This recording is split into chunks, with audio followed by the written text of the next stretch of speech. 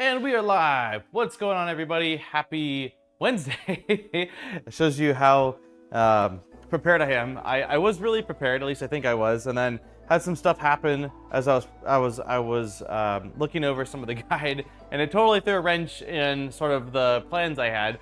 So I'll go over that with you all in a second. It's been such a wild week. After I saw you guys last Wednesday, I flew out Thursday. I was in New York. Thursday, I got in there, I got to my hotel like 1:30 in the morning, and then LBX, the Lightburn experience, was Friday, Saturday, Sunday. I didn't sleep at all Sunday night. I just tossed and turned and then had to catch an Uber back to the airport at 4 in the morning. So I'm back, I'm good. I'm a little bit tired, which feels like the kind of the regular thing around here, but I hope everyone's doing awesome. Let me grab the little iPad real quick here and hit my head. See who's all here today. Let's see, we've got, can I scroll? I can't even scroll. Okay, that's unfortunate. Jose, Delmar, 9Cube, Lord Gitface, Simon, hello. Ranch Kid, how's it going? Erin asked, she just called me as the countdown was happening and I got my coffee order in. Thank you, Delmar. I hope everyone is doing awesome. I hope the garage won't be as hot as last week. Yeah, we'll see. I tried flushing it this morning. We're at 87 right now, so it's pretty hot. It's pretty hot already. Hey, Daniel. Let me show you guys like what I did since last week, which isn't a lot. It's just basically what I said I was gonna do, and then the predicament I just discovered, and yeah, kind of what we're gonna do about this, hopefully. So, hey, I'll give it another minute. Hey, RS, hey, Zadi. Sorry if I missed anyone prior. I'm using the iPad screen still, and it works well, but it's not fantastic. But it is better than 98. That is true. Hopefully it stays around this temperature. So, the main thing you could probably see is that we do not have a quartz slab down anymore. We are done with the outer frame, and the main thing that I did since last week to this week, since I saw you guys last, was I installed all these guys. Oh, hello. So we've got all of the corner brackets on. So each of these cross beams has 2. So I installed a total of 12 of them, which was fairly straightforward.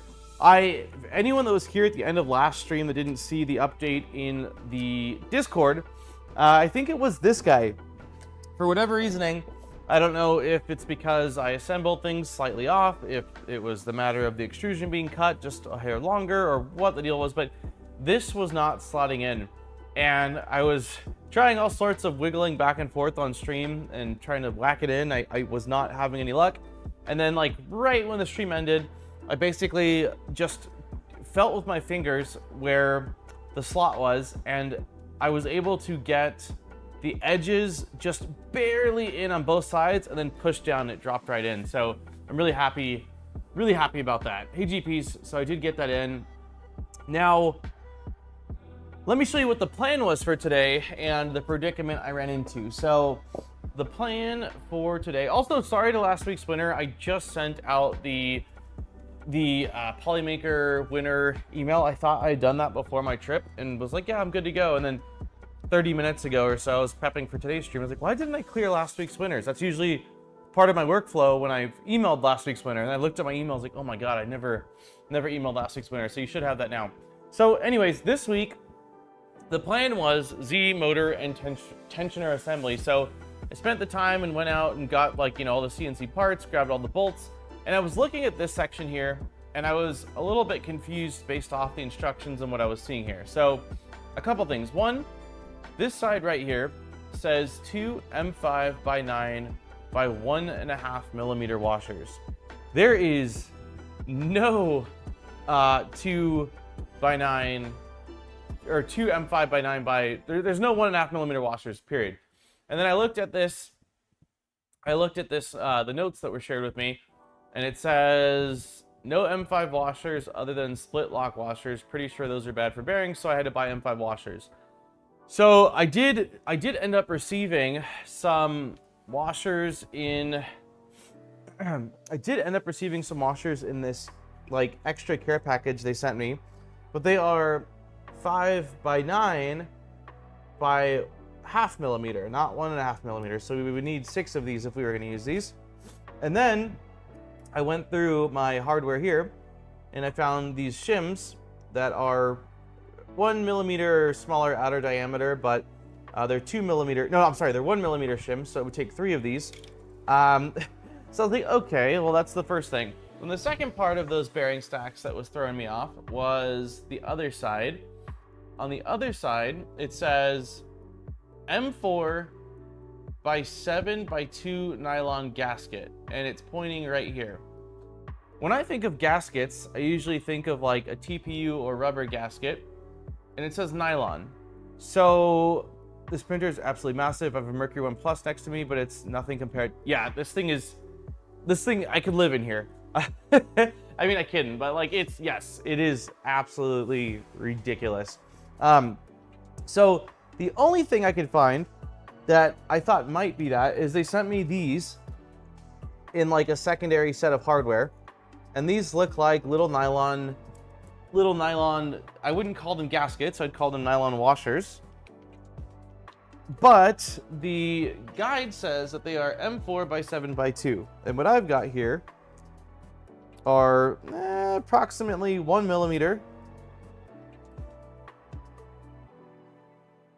by 5 millimeter inner. So it's all wrong, right? It's all wrong. I don't know. I played around with it a little bit. Jackson's playpen, yeah, pretty much. Or probably Landon's playpen. Jackson's a little big and rowdy now, but so yeah, I don't know. I played around with this, right? So this is what I was just like doing right now before stream. This is basically the shoulder bolt with 2 of the shim washers that would put me at 1 millimeter less than what the instructions call, and then one of those little nylon gaskets, as it calls it, that's also 1 millimeter too short. So I've been scratching my head for quite a bit, and makes me laugh seeing the XXL 2.4 on Wednesday and Steve's mic. it's a good balance. Yeah, so in order to reach this, I would have to do 3 shims, like 3 of my 1 millimeter shims on one side, and 2 of the nylon gaskets, as they're calling it, on the other side. But they didn't provide me enough nylon gaskets. I have a total of 6 of them, and to double down, I would need 8 of them. So I decided to check another YouTube video.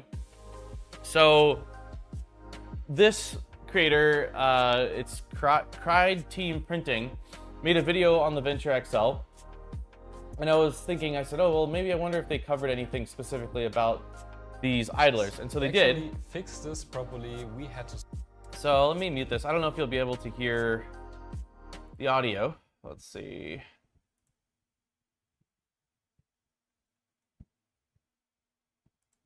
This is a great step forward. Another problem, the set idler pulleys. FYSETC replaced the original. So on his, they're sliding back and forth. Like on his example here, he doesn't have anything. It's basically just a shoulder bolt with the bearing stack. So in mine, I would have 2 shims and I would have a nylon washer stand off the other side. Hey, Reverend. On paper, that might sound low, but I still have concerns because of this next part. They didn't adjust the geometry accordingly. The result, the belt no longer. So he shows that basically the belt that's running over the tooth, either the tooth pulley or tooth idler, I think it's a tooth pulley, is at a different, like they're no longer parallel to each other using this bearing stack. Parallel, and so not a minor issue. Here's a graphic showing. You can see here this up-down shot. So yeah, you have the belt that's ran over the tooth pull. I don't know if it's a pulley or an idler, but the tooth, we'll call it a pulley. And then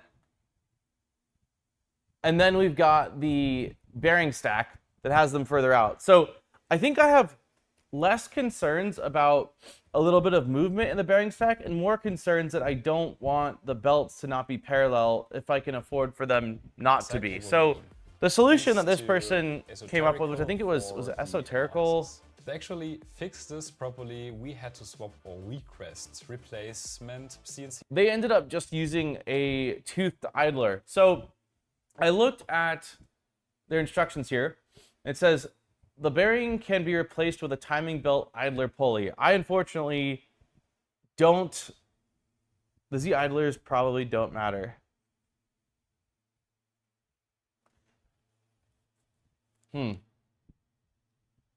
So this says that the bearing can be replaced with a timing belt idler pulley. I hopped into the FYSETC Discord this morning and just made a post. Here for another chill modbot Wednesday. Hey Rob, thank you so much for the 18 months, man. It's definitely going to be a pretty chill stream because I don't know how much building we're actually going to get to do because of kind of we'll see. But Esoterical posted back in January, February, March, April that he had found, one that worked well. But the link that he had posted over on AliExpress doesn't seem to be working for me anymore. I tried it. So, oh, gotcha. In terms of movement along. So I don't know, what do we think we should do? It's kind of where I'm at right now. I'm of the opinion that I would probably rather wait and see if someone can get me a link that's built this over the last couple of months for one of these toothed idlers that I can just use and know it's going to be the correct width and not have a whole lot of play to it. We could also build it as is and then swap it, but I'm hoping that I can find these the right size from KB3D or Fabrico or West 3D or somebody in the US so I can get them here pretty quickly, and I'd rather not rebuild. So I'm kind of thinking that maybe we just start on the motors for the Z, and then I'll see if I can get those in by next week. Hey, Kenix here, right? Hey, I built mine stock and it's been fine so far. Swapping out an idler later isn't that big of an issue. Okay, so what did you do then, man? For the Z, this is what I've got right now. So basically it is I'll show you.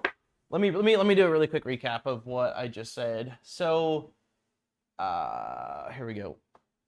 Let me also put music back on. It's a little quiet. Okay, so right here it says two M5 by 9 by 1.5 millimeter washers. So that'd be basically 3 millimeters. I've got 1 millimeter shims, and I've only got enough to stack them twice, I think. So it'd be 2 millimeters instead of 3 millimeters. And then on this side, it says nylon gasket 2 millimeters. I don't have anything like that.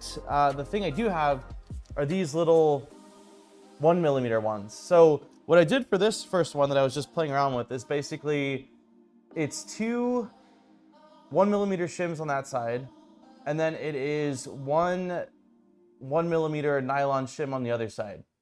I'm curious as to what you ended up doing. I did try to check your stream, but it was a really quick thing this morning, and I was looking for a visual, and the camera angle when you did these was further away, so I couldn't see exactly what you did.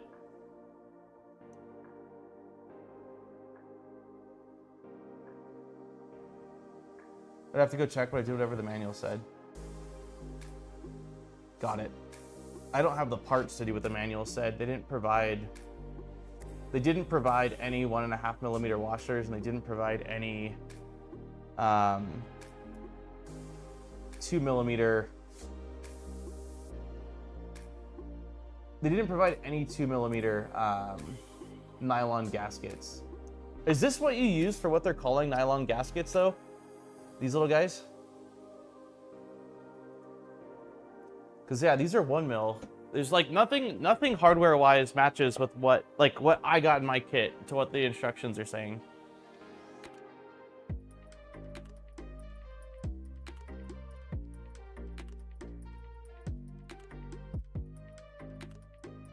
One thing I probably could do.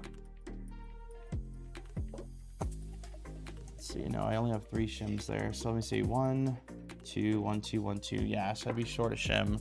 I don't have enough of these.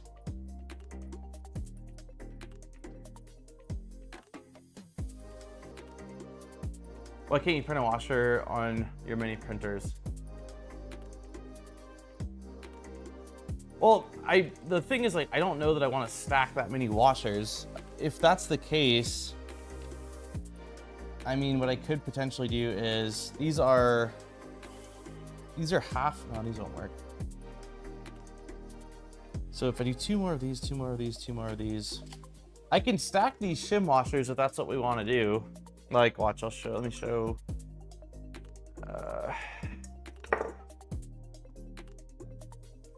The other thing too the other thing too I've been trying to do this morning is get the freaking CAD open. But it's been trying to open the CAD for, I don't know, an hour and 17 minutes now, and it is taking forever to import the step file.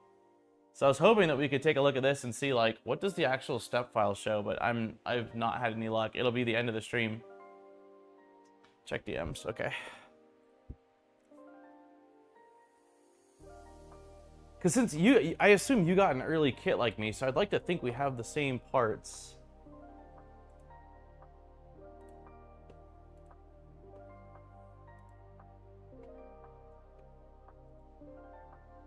Okay, so this is what Taylor sent me. So this looks like the shoulder bolt, and then it looks like you did just one shim washer. And then on this side, that doesn't even look like, it doesn't look like a nylon one to me. It looks like a metal one. I might just roll with what I've got then, because it looks like, it looks to me like, I mean, it's heavily favoring this side over this side. I'm sorry, it's heavily, yeah, like it's pushed towards this side more so than this side, which is exactly what my setup's looking like. So maybe that's what I'll just do then. No nylon. Also, I followed the GitHub manual, which they've since made change. Okay, got it. Yeah, the thing that's tripped me out is like, it says in the wiki, which is what I was told to follow, specifically nylon gaskets. So maybe we just go with this then, y'all. This is what we'll do. We'll just build this. There we go. And hope for the best. And worst comes to worst, I'll get some tooth idlers in, and we'll go from there. Did you Loctite these? I brought Loctite out today. I haven't Loctite anything yet, but I'm thinking about starting to Loctite everything since today's mostly CNC parts.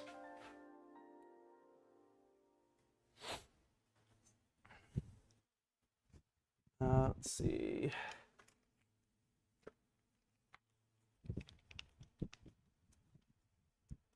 Yeah, I think the CAD's a monster. No Loctite. Okay. Well, I'm going to Loctite, but I won't Loctite these, especially since this is something that I'm thinking there's a good chance I will have to change eventually. Yeah. Okay, so we'll build these. I don't know if I should, because they're favoring one side, I don't know if I should do two of them. Ah, screw it. No, we'll just do it like this. I'm a little bit scatterbrained after my trip. Only change I've done so far is printed the toilet parts and swap through Rapido. Yeah, it's pretty similar to what I'm gonna do.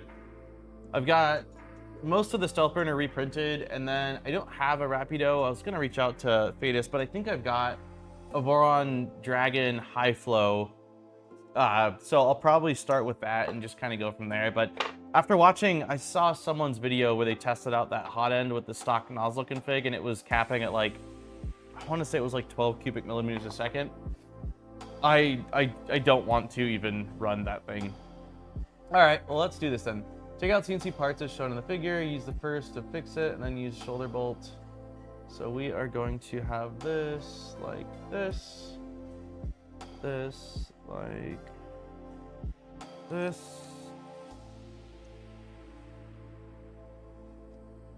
There we go. Camera's kind of funky. There we go. You have to wonder why the CNC part isn't closer together. Yeah, I don't know. I watched that creator, the one that I just showed a second ago, their video on it, and he said he thinks that they like did maybe a prototype and then made changes for the final one but didn't build the final one or something like that. I don't know. FYSETC put me in like a private DM with my contact and an engineer like a week ago. I don't know if, well, yeah, this will fit. And I asked a question before I went on my trip and came back, and like, I was like, huh, they haven't even responded to me. It's been a week, so guess I'm on my own here.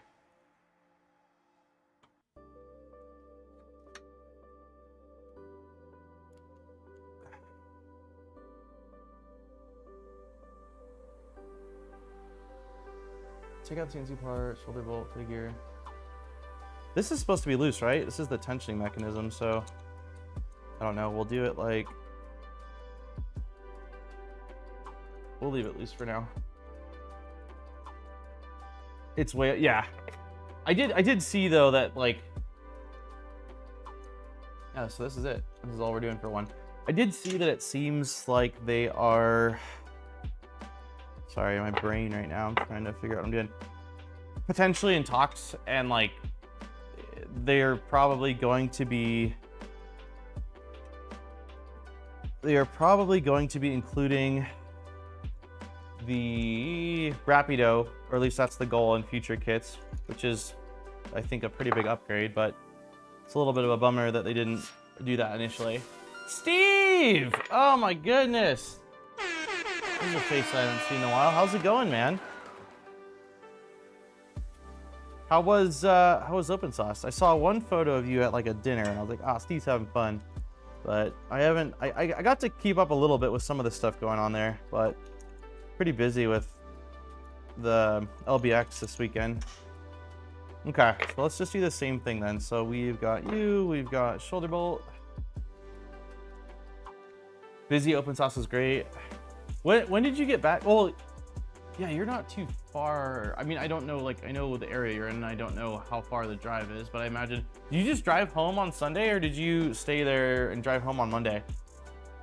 LBX was good, man. It was really good. I was tired pretty much the whole event. I landed in New York City at basically midnight on Thursday. By the time I got to my hotel, it was like 1:30 in the morning. And then the setup was at 7 a.m. So I set my alarm. My team was like, nah, man, like, go to sleep. So I got another hour of sleep.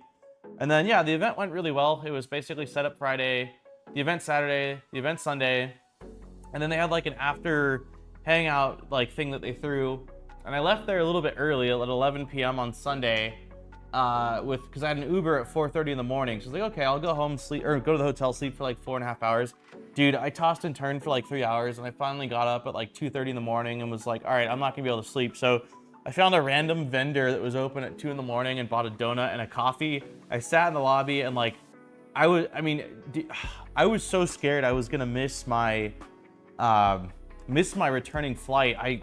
One of the guys that was at my gate, I basically said, hey man, like when they tell us to board, can you shake me or like poke me to make sure I'm awake? So it was good. It was just crazy, like because of the fact that I was trying to get back so quickly because of baby coming, like it just was kind of a blur. But the event itself went really well. Everyone was super happy. The venue was gorgeous, really nice venue. So yeah, I can't complain. It went really well. All the best 3D printer builders are here. It's only nice, cool. Yeah, I got to hang out with Pooch, which was fun. We went out, we grabbed lunch on Saturday and hung out a little bit here and there. So that was, oops, this goes in after. So that was cool. It's cool seeing, there's some 3D printing people there. Britt was there too. She came down on Sunday, I think. So I got to chat with her for just a little bit. That was cool. But yeah, there's some overlap of 3D printing people that were there.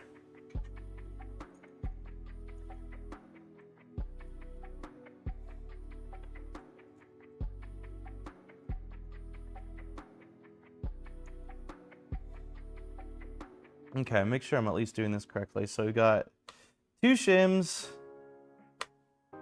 Can't get this damn bearing. Quick question, does your micron build use a pin for the front idler? Can't see a pin variant. Oops.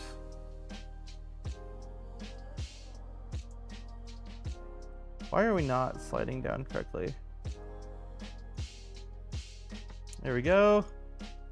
Okay, so now we just need one of those little nylon guys.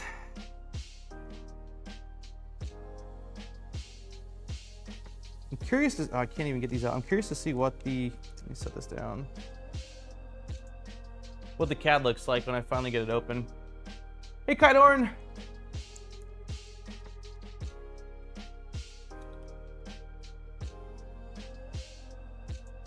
All right.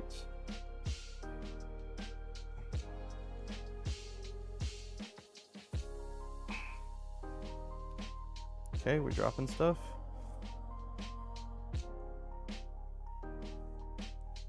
This nylon. You guys didn't get to see me do the first one, but it was a struggle. Here we go.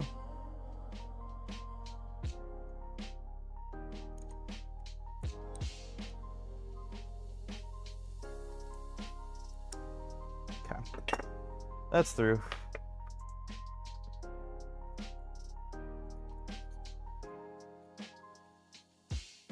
The CNC parts seem quite nice, so just this bearing stack is kind of confusing.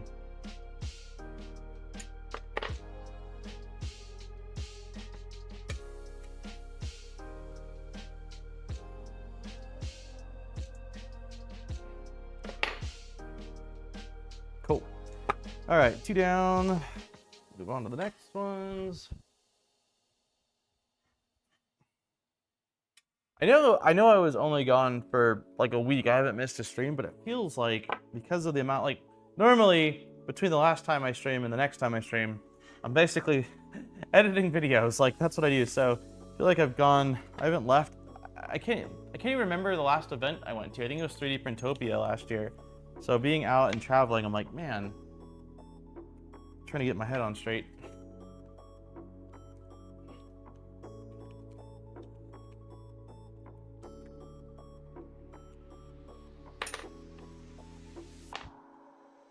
Okay.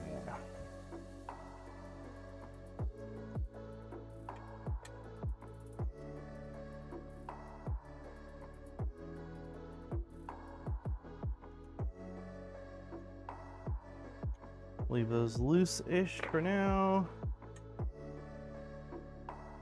Shoulder bolts. I'm gonna get out all the parts I need this time. Just take out both of these.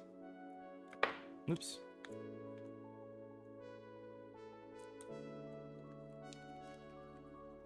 All right, 2 shoulder bolts. We don't need these. We do need these.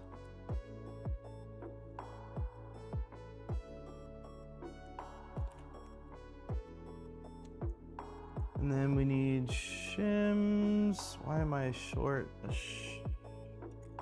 Oh, they're stacked. Okay. All right. Shoulder bolt. So these are my 1mm shims. These were all I had left from my like Voron Trident and Voron 2.4 builds. Okay, let's get out our bearings.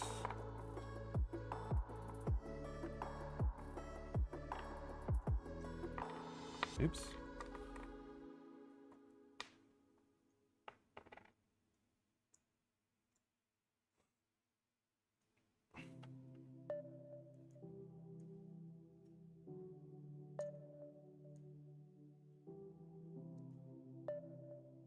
Steve, what was the coolest thing you saw at Open Sauce? And if you can't pick one, let's like top 3. Man, this is awkward. Let's see.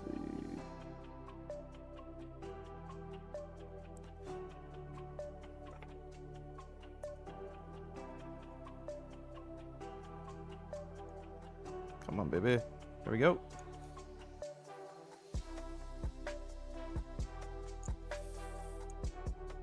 Come on.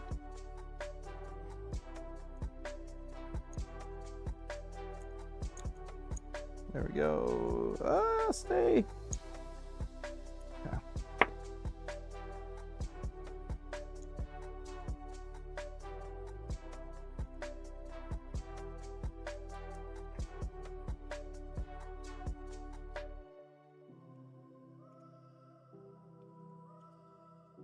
There were a couple smaller booths that had cool stuff, mostly 3D printed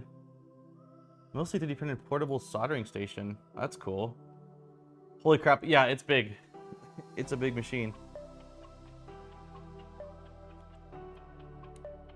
Open Sauce, like, I mean, I've never been, but it's mostly not big vendors, right? Like, it's pretty much focused on, like, cool projects.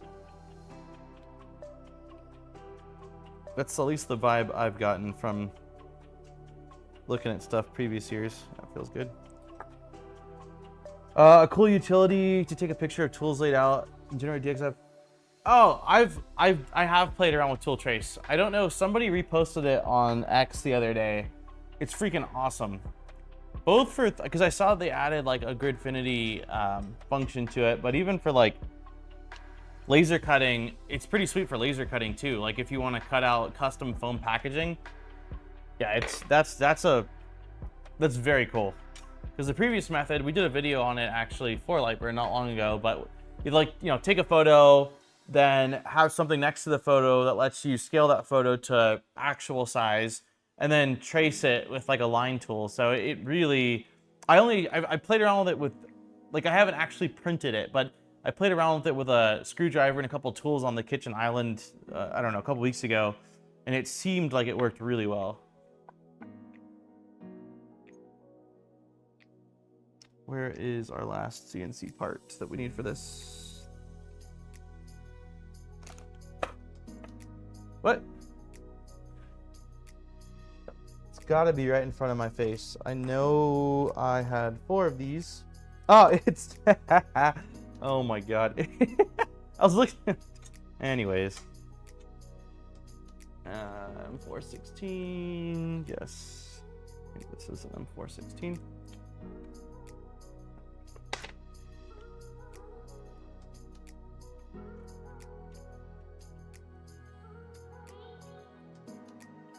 I doubt I'm gonna do it, but I saw somebody this weekend.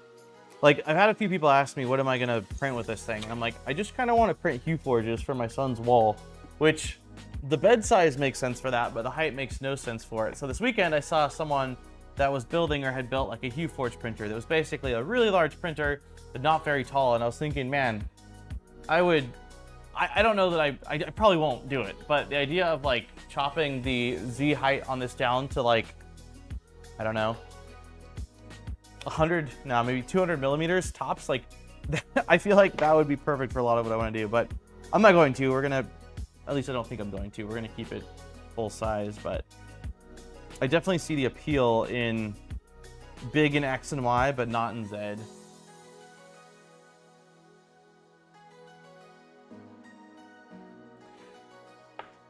Cool to see lots of people though. Chatted with Brandon from Inheritance Machining, as well as the usual Jojo. Nice. That's awesome.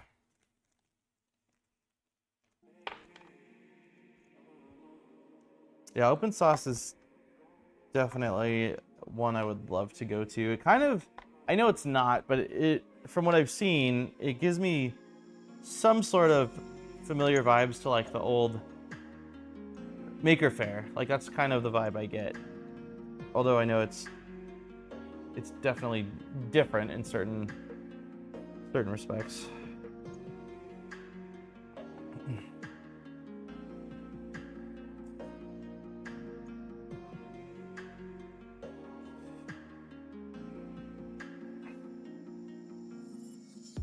It is far more Maker Faire. Yeah, okay.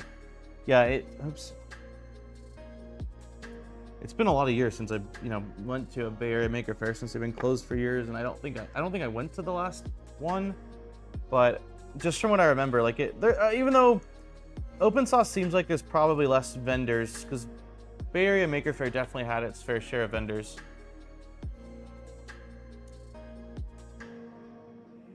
Okay, let's see if we can get this last piece on.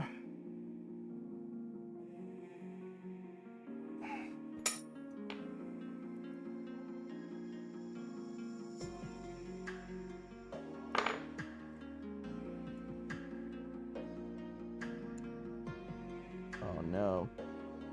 No!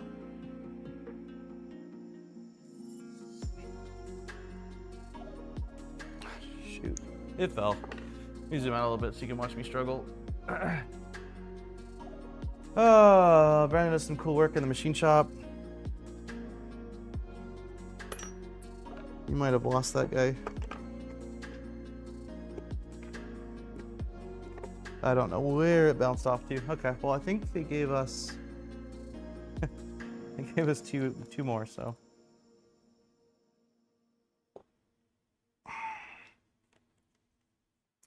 Hey, Troy! I love you to mention what price the micro kit will be.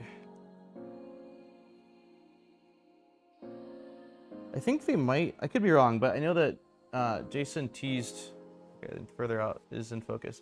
I know that Jason teased something, boxes at the warehouse the other day that were going out, and I wonder if that was.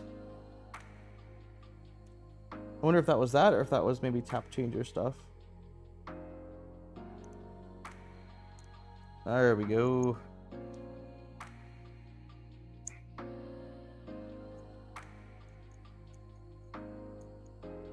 Okay.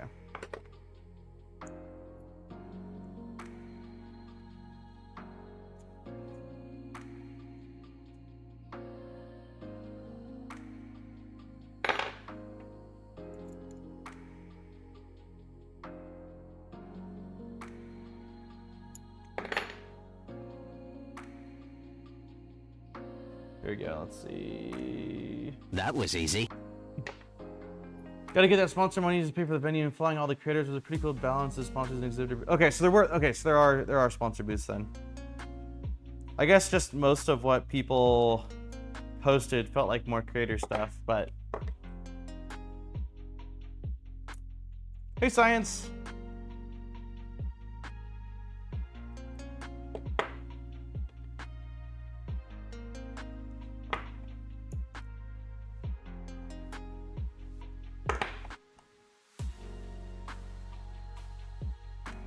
Okay, we're calling this good enough. Everything feels like it's moving nice and smoothly. Let's see.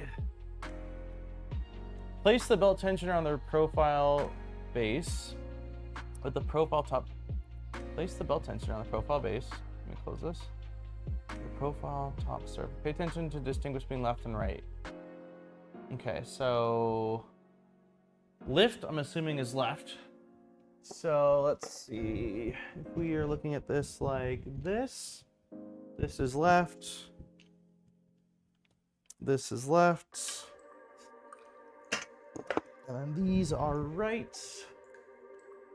Yep. Okay. Smash the like button. Hey Lisa, how's it going? Continue to stream until you're done with the build. Absolutely not. Absolutely not. Let's see how far we are along with this. All right, we are almost halfway opening the CAD file, so probably another 45 minutes.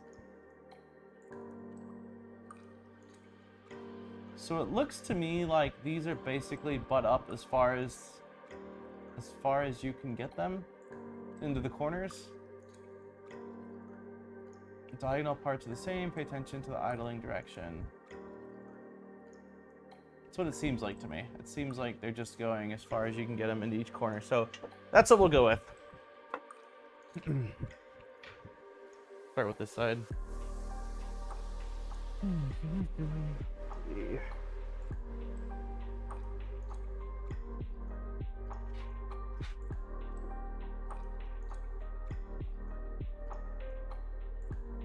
Nope.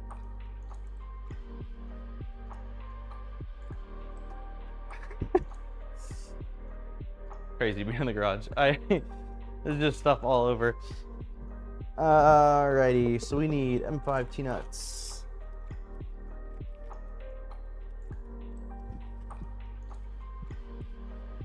This seems like I'm doing it wrong now that I'm saying it, because I think that these...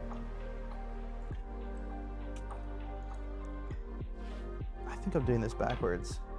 Because there's a little, like, profile sticking out here, which in my mind probably goes into here, so that way it aligns it. So I think I must be doing either their labels wrong or I did this wrong. So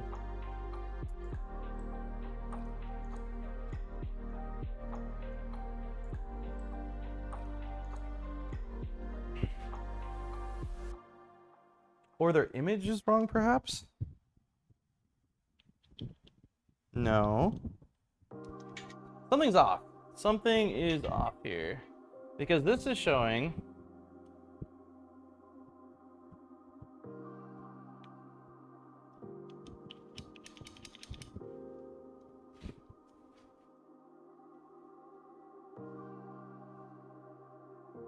Yeah, something's off.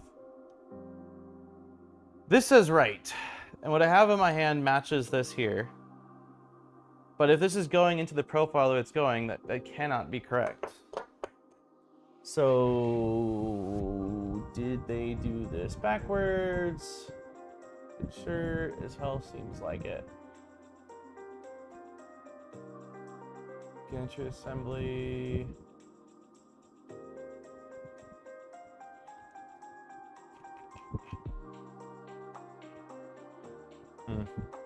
I wish I had the CAD.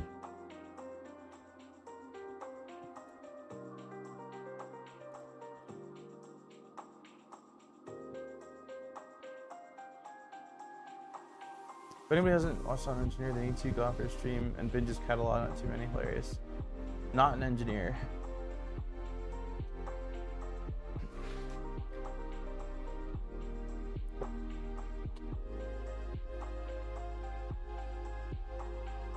I'm wondering if they just labeled this wrong and this should say left and this should say right.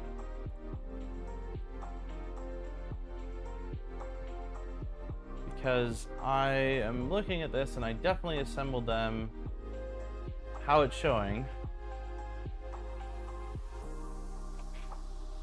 Because from what I can see, it looks like this little sliding piece, well, like this has to go up against the extrusion. You've got these pieces sticking out. So like this has to go in that way.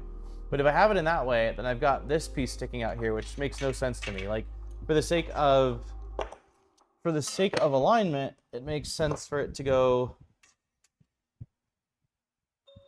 Oh, no, this is right. This is right. So this is going here. This is going here. Yeah, let me just move these into their corners.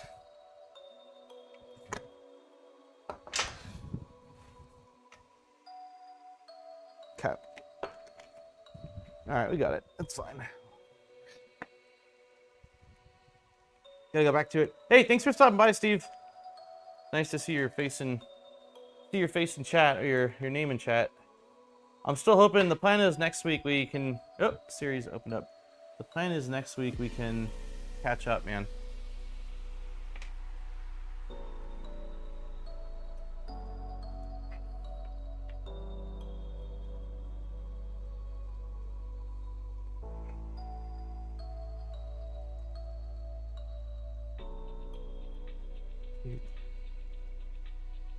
Go.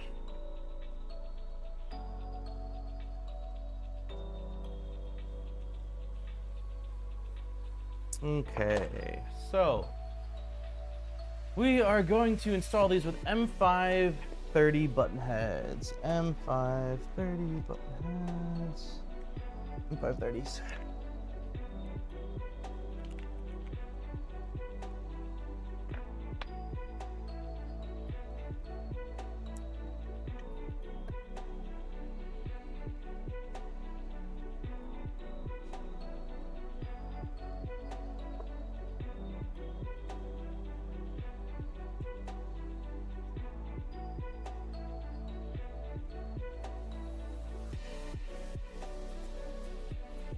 Okay.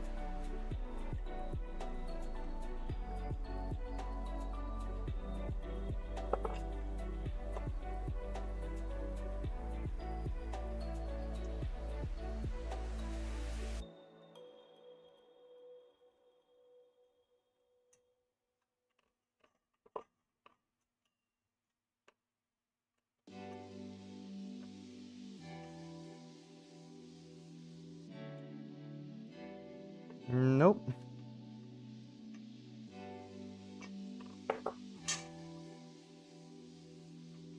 Cool.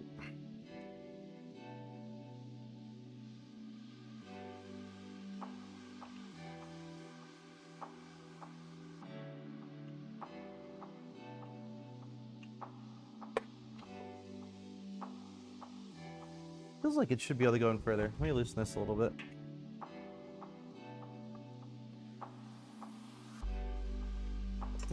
Maybe not.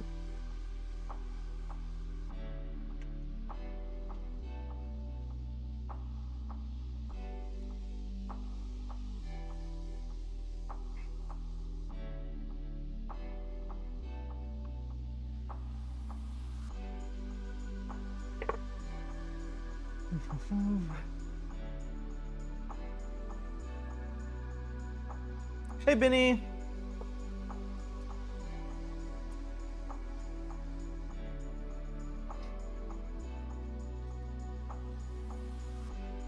Hi. Oh, my little cowboy. You wanna say hi, everyone? Yeah? Come here. Look, you just showed up. Oh, is that my straw? Thank you. Oh, it's a cowboy. You say hi? You want me to hold your hat? You say hi, everybody? At the camera, this way.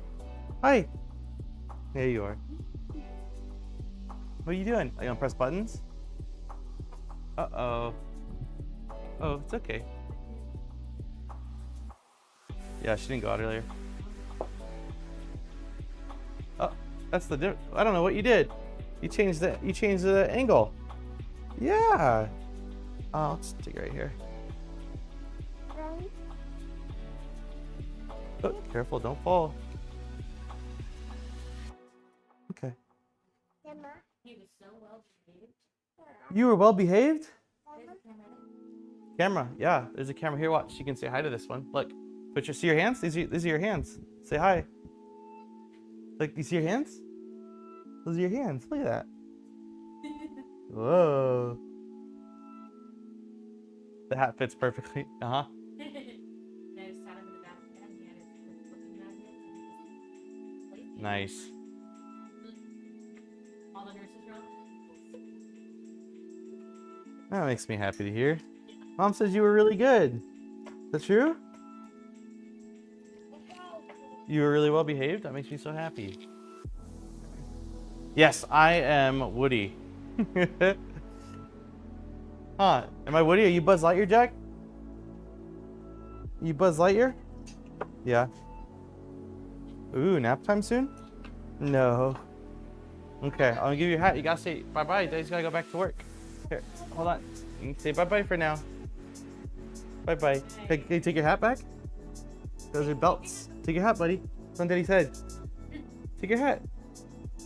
Your cowboy hat. Take it. It's on Daddy's head. You put it back on your head. There we go. You say yeehaw. Yep, you gotta go. I love you. Thank you for my drink.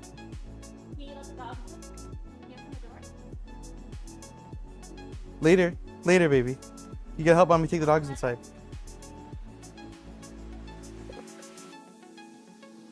I love Cowboy Jack. Daniel must wear the hat for the rest of the stream. What is that? Dirt? I'll clean it later. It's the garage. Hold on, everyone.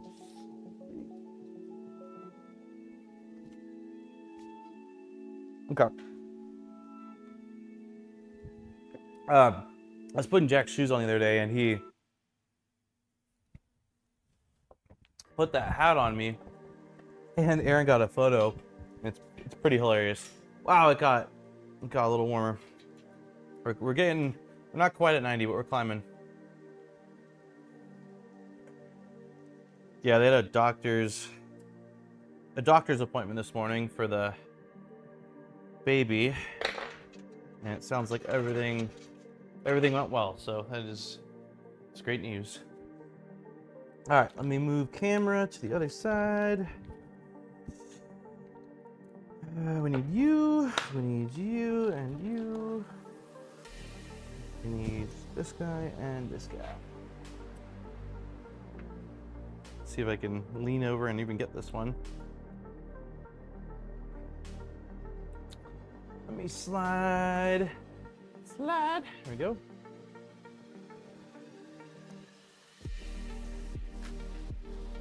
I'm gonna unplug the iPad so I can see that and what you guys see.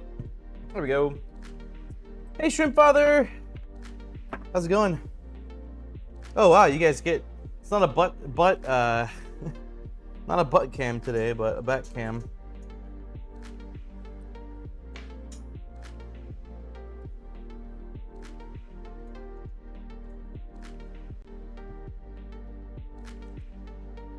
We'll do this one first.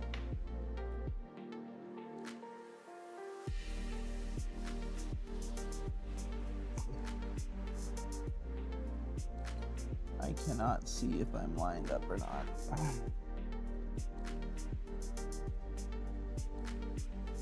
There we go. Got one of them lined up, and the second one I think is right about there, maybe. Yay! Wait, did I get? I think I might have gotten excited prematurely. Let's see. There we go. All right.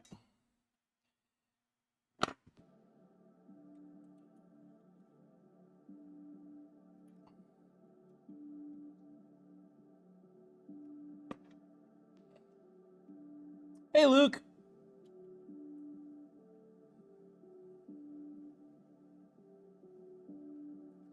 Also, I'm officially, my plan is to reach out to my doctor and schedule an MRI on my thumb. It is not getting better. This weekend when I was out at the show, I'm like, it hurts as bad as it did when I first discovered it like 2 months ago, so. I think there's something else wrong that's not gonna heal without, I don't know, some kind of intervention. Hey, Kenneth. Okay, call that good enough. All right, let's move on to the next one.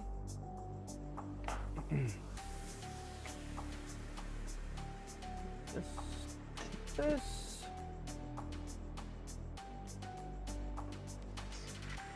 Oh.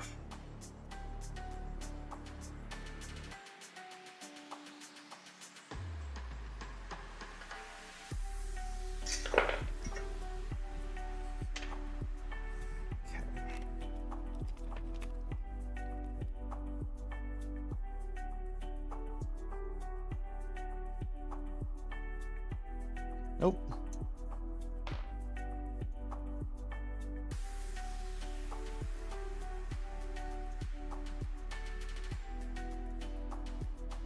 Okay.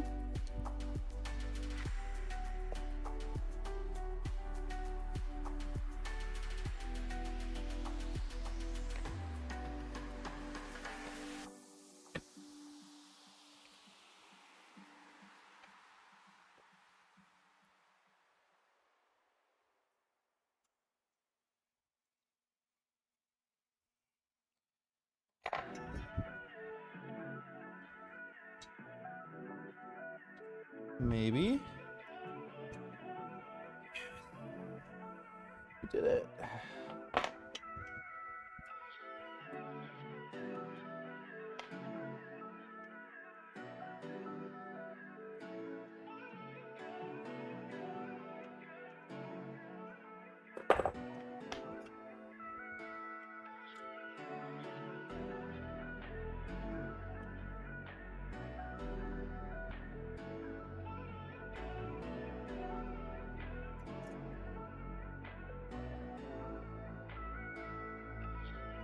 Okay, last one.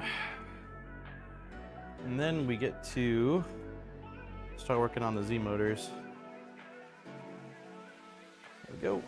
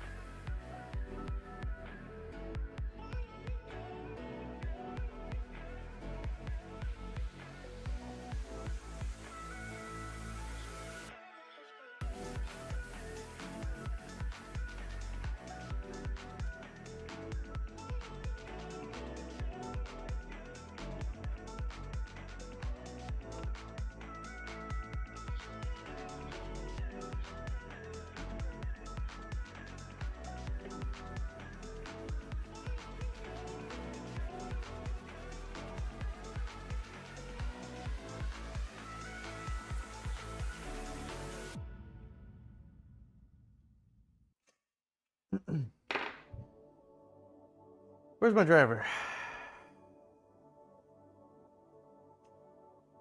Where'd he go? There it is. Always close.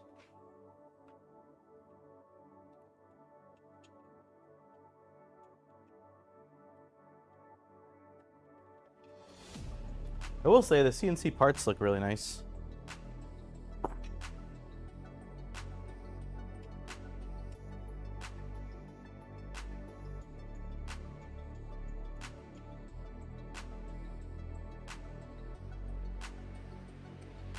All right, yay! One step closer.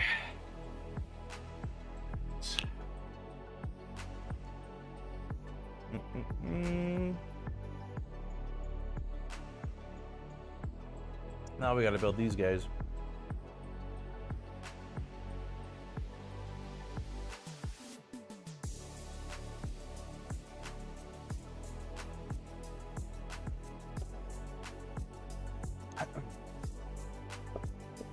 Okay. Are any of these?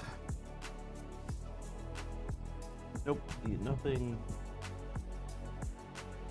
So it looks like the plug is here. So if we have these facing towards that direction, we need to remove the top 2 screws. So let's bring you guys around. Right about here is probably a good spot.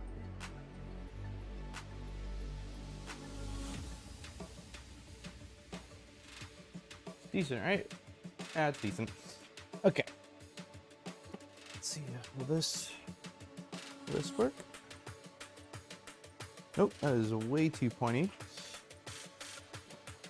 That is a flat head. That is also a flat head.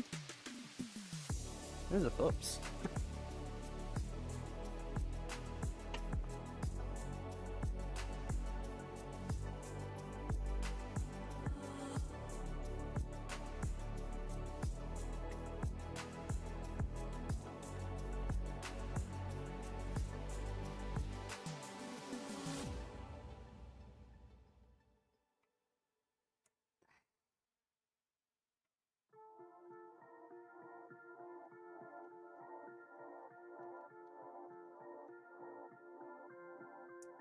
Is there any backlash in that reduction gear?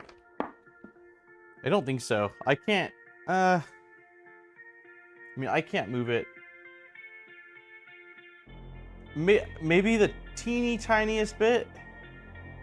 If I really twist it. But I'm gonna say not really. I'd be curious, like, if I don't have a precise measurement that could measure it, but like it is really fine.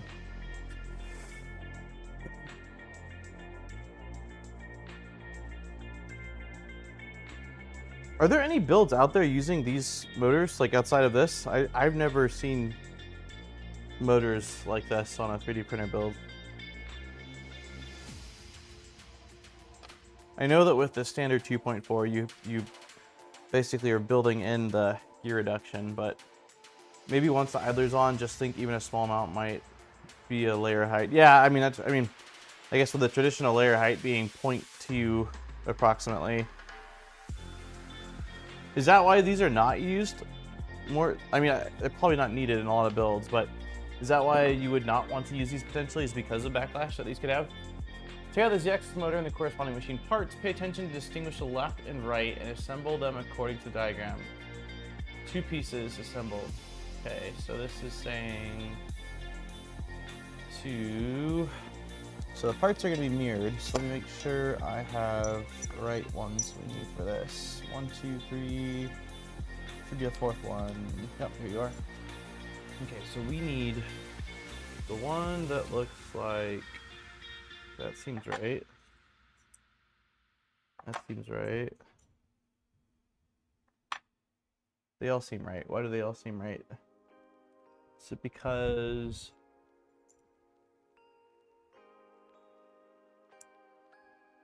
yeah, these are all identical. Okay, so we will take these 2. Maybe once belts don't have backlash as long as they're really thinking Z. Yeah, I usually other than rare instances where I've had some machines get artifacting, which is probably from Backlash and Zed, or I've had some machines that just string like crazy no matter what I do when there's Z-hopping on, but usually I like to have Z-hop on. Okay, so we need M38 button heads. M38 button heads.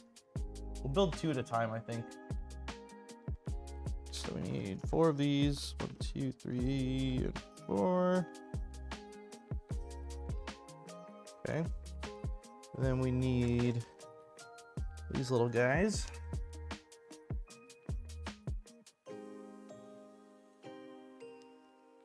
Hey, Down Under. Good morning. Good morning to you. Okay, so orientation-wise, this needs to be facing this direction. We are passing this through here. And then this is going on like this. What is this? Probably 2 millimeter. Do I have a 2 millimeter driver? Huh. I do not have a 2 millimeter driver. Okay, let's try this guy.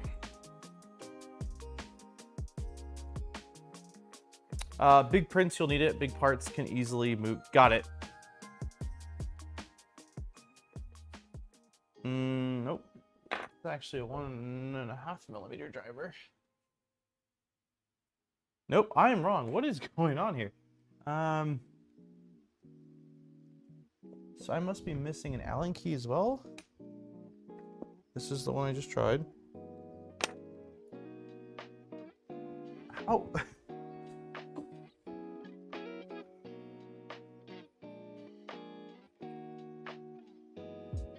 That is wild. It's like someone's trying to prank me. My 2 millimeter driver and my 2 millimeter Allen key are both missing. And I have been always really careful. I've always been really careful about my Wera Allen keys. I wonder, could it be over here? Yes. They're both here. Okay, so that it was I was the mischievous person that moved them. Okay. No stream for me today. Little guy has. Oh no. Sorry to hear that, man.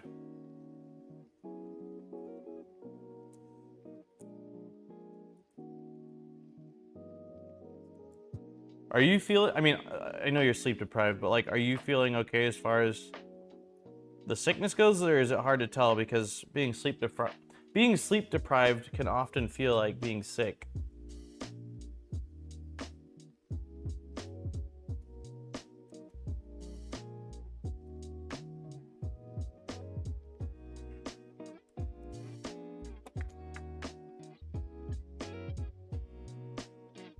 Hey, Maker Viking. Did Jack take them? No, I had a clog or a jam on a printer the other night on the other side of the garage, and it was pretty late night, and I told myself, okay, you got to get this thing fixed before you go to bed.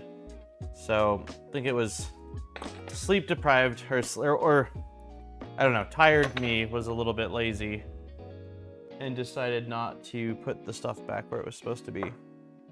Make sure I'm doing this correctly, yeah.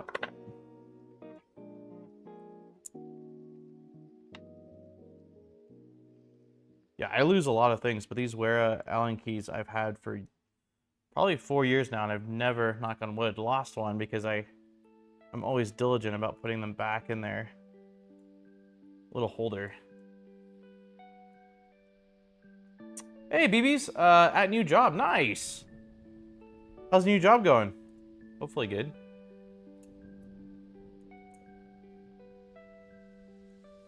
Oops.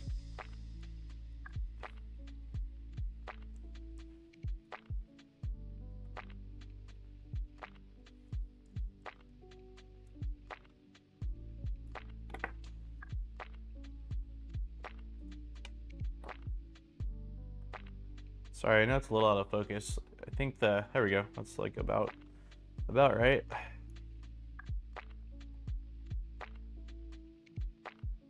Not bad learning window manufacturing. Cool, man.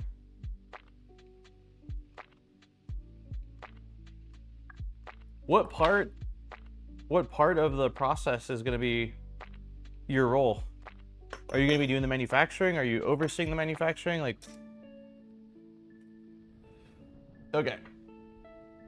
So the next thing we need to do is, well, it looks like we've got M5 by 9 by point. So that must be these guys. Where are they? M5 by 9. Yeah, okay. So I've got those. And then we've got, looks like 2 bearing stacks per. Wow, assembly start to finish. Nice. Yeah, I'm sure it's pretty fascinating. I mean, just manufacturing in general is awesome.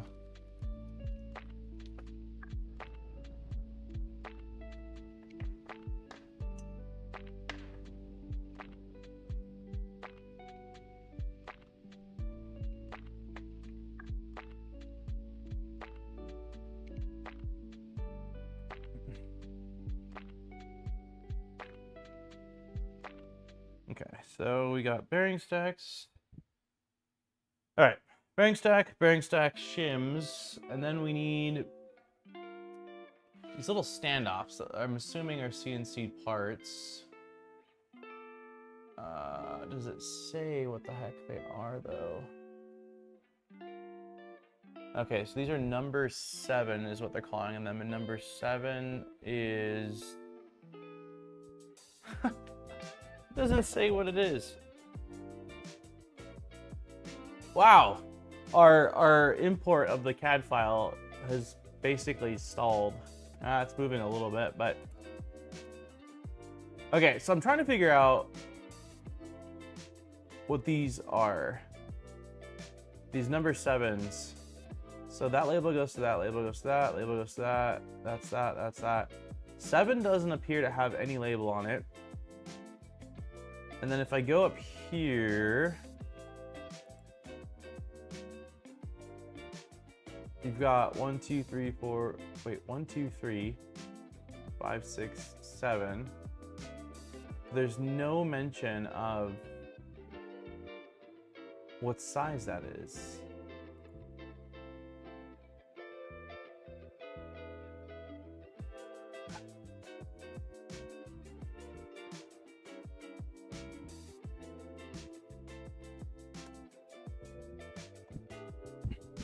Okay. All right. You're only halfway. Yeah, man. I started importing like an hour before the stream started. So we're talking 2 hours and 10 minutes of trying to import this file. It's insane.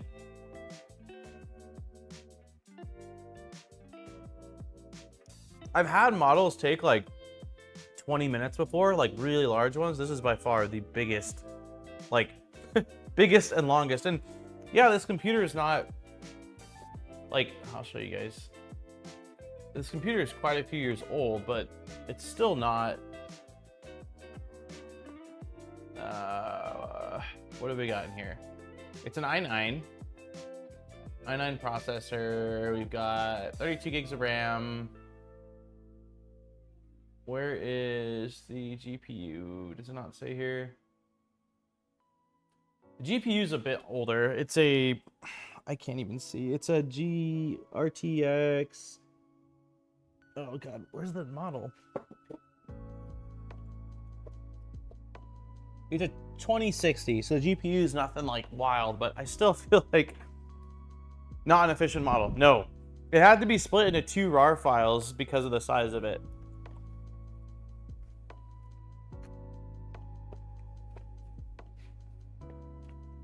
All right, so let's try to figure out what parts we need.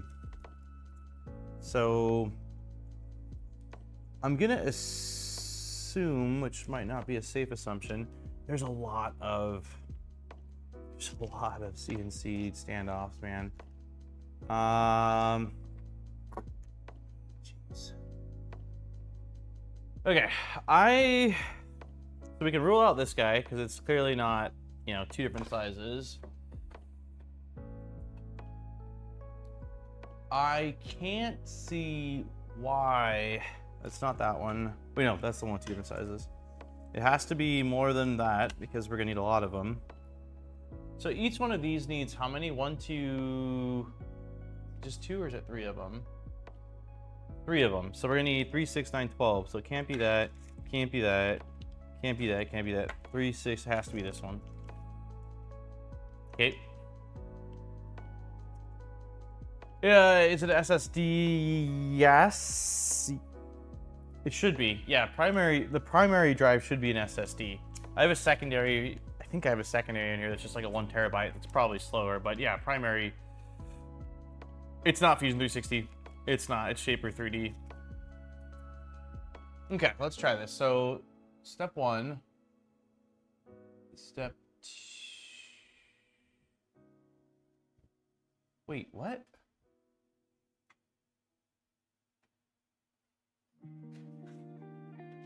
Okay, hold on. So...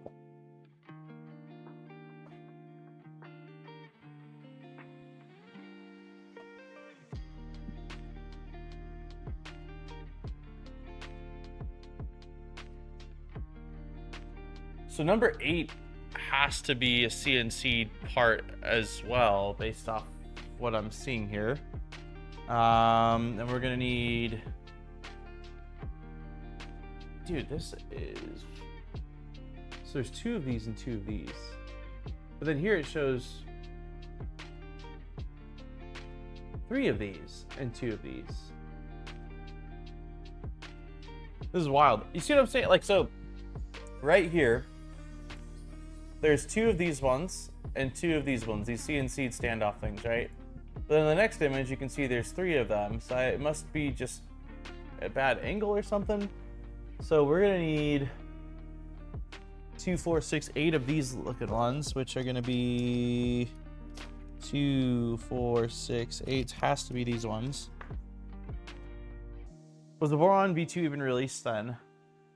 It's a 9th gen Intel.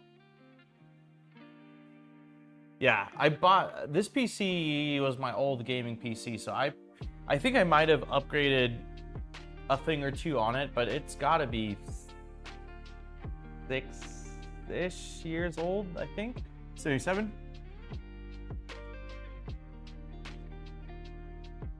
Is that how old this is? 7 years, the CPU? It's worked fantastic. I mean, other than importing this CAD file, really. Yeah, I haven't had a need to upgrade, really. Okay, so let's try this. So we are going to need, looks like M330 socket heads. So let's grab out M330 socket heads. CPU is released in Q4 2018. Wow.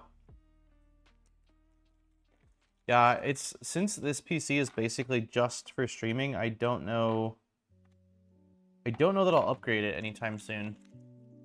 My daily driver and like my editing machine is a M2 Pro MacBook.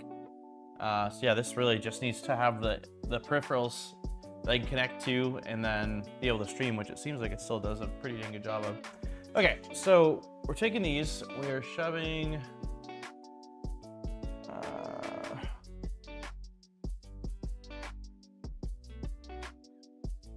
5 of these through here, so all of these are getting us.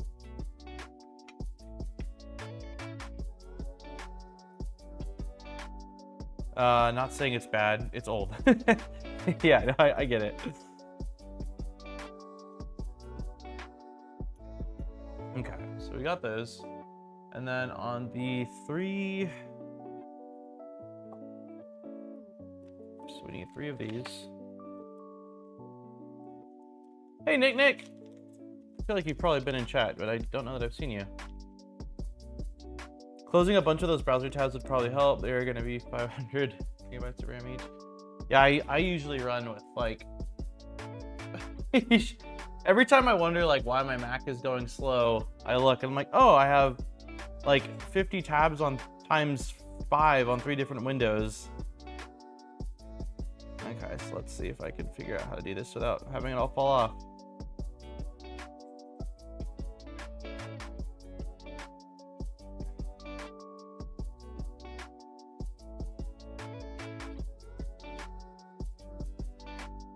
Okay, so we've got 3 standoffs, and on the other ones... For they done yet? Fun. Hey, Andrew! Thank you very much for the donation. Are you done yet? Yeah, we're so close. No, not even, man. It'll be a while. How's your week going? There was a period where Intel just rebadged the same silicone. Okay, so we need stacks on both of these guys. So like that, like that, like that. Okay. Are these threaded? No, these are just, they're not threaded. No stream for you today. How are you holding up in the heat, man? I think last week when I talked to you, you said you were like, hadn't really gone outside because of how hot it was. Silicon. Silicon? Not silicone. Silicon. Busy trying to get better with Fusion. My brain's tired. Yeah, I bet. I feel like that's how I feel every time I try to spend some time doing CAD. I'm like, oh man, that was a mental workout. Okay, so these are on, and then we need one of these tiny little shims. So let's do this. Where are these guys? Here's the shims. You set this up like that.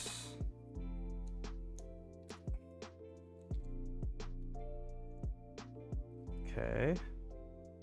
Yep, this is going on here. This is going on. You know what? I wonder if I should put them directly onto...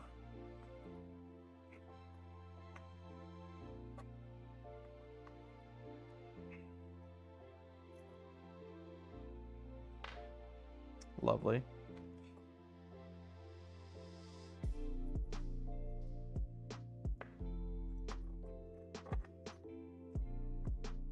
Curious to see if I should put these. You guys can't see what I'm doing, can you? Sorry about that. There we go. The form tool looks... The form tools are less than self-explanatory. Are you trying to do like... Well, it's Fusion. I assume it's probably not organic modeling though, right? It's hard, like hard surface modeling. Okay, so let's slide this guy on here. Like that. Slide this stack onto the other side. I'm highly amused at how you appear to fit inside. Yeah, this thing is ridiculously large. I mentioned it before, but like I always say no to large printers, but this one I was like, all right, I'm intrigued for some reason.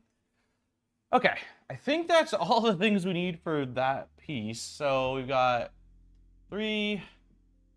We've got these guys we just put on, which now looks like that. And so we need this piece that looks like this to go on like this. Okay, what size driver is this? Is this the right size? Sure is. How am I going to do this without having everything slide off? I need more fingers! Hey, zombie! Yeah, really big motors.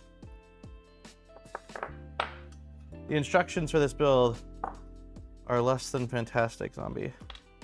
Lovely, that fell off, so we're down 1. Okay, I think if I can sort of balance this like this, slide this guy back on like that. Nope. Okay. Okay, now if I can just get all this to stay perfectly still.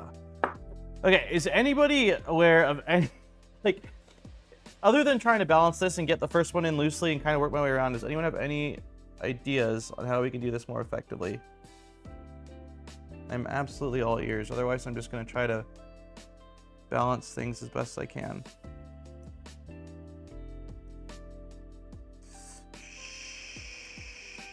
Shoot, we're sliding.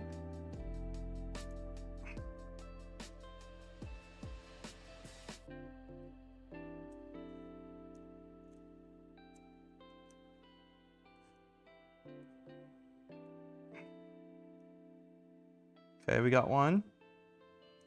I can't look at chat right this second.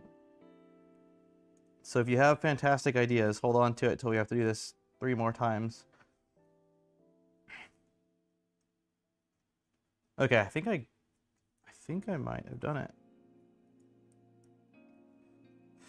Yes. YOLO. Perfect. Lovely. Perfect. That's what I was aiming for. YOLO. Growth. It does feel like this is the perfect build where being an octopus would be ideal. Okay, so those are not actually threading into anything. This is not either. Okay, so only 2 of these are actually threading into anything. And that was dumb. Okay, I think I can fix this one, but... Okay, so 2 of these are not threading into anything at all. I almost wonder if it's easier just to slide it through after then. What kind of motors are these? They are... 1.8 degree hybrid stepper motor, 42HSC8418. I don't know what the gear reduction is. It's basically so that way the gantry doesn't slam down when this thing's powered off. But I've never used any motors like this before. I was just talking about it a little while ago. I'm like, I've never seen motors like this. I'm wondering if I messed up because...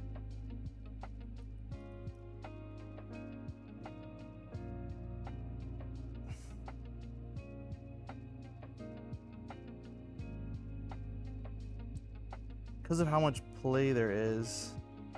Like, this seems off. Maybe it's not. Let's see if you guys can see this. But these have a lot of... These have a lot of play, and I would think that they should be bracing this.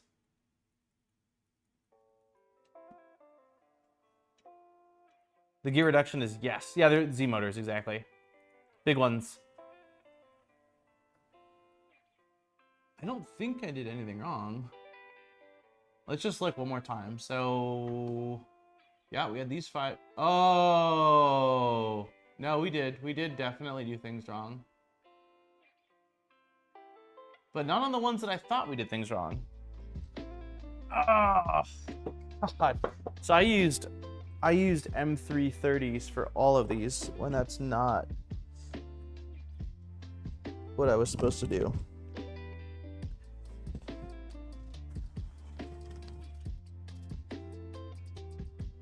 Bye, love you. You going tonight?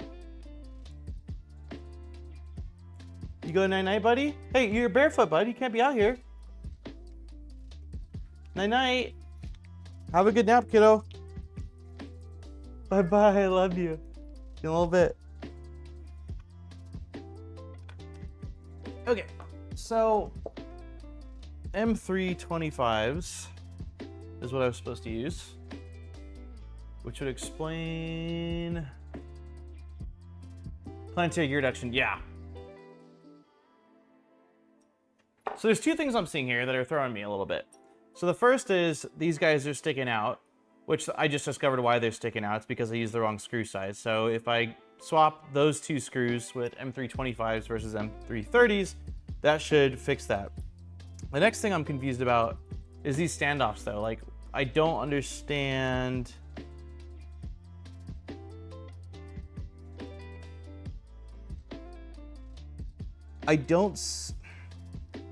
like, standoffs I've never seen have play like that. They're supposed to brace the 2 parts together. So something seems off, and I'm not sure what the heck it is.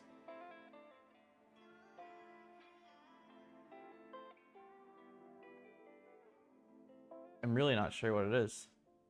There's standoffs that don't stand off, yeah. Okay, so it is a bearing stack of 3.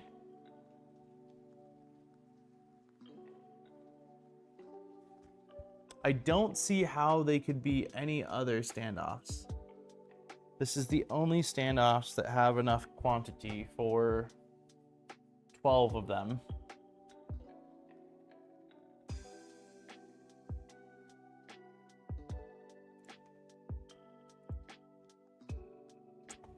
God, yeah, we're not going to be able to check the CAD this entire stream.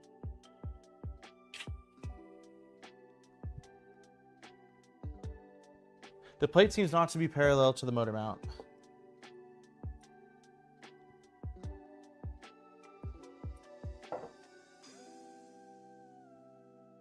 You're right.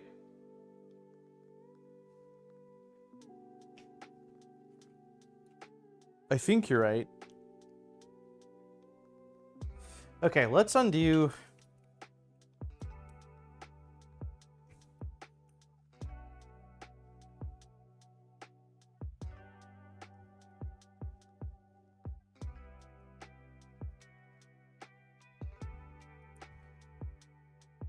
Yeah, I'll check right now. Let me see if I've got... Let's shove this driver through here. I'd love to not have to redo this. There we go. And then let's take these correct size screw and push it back through.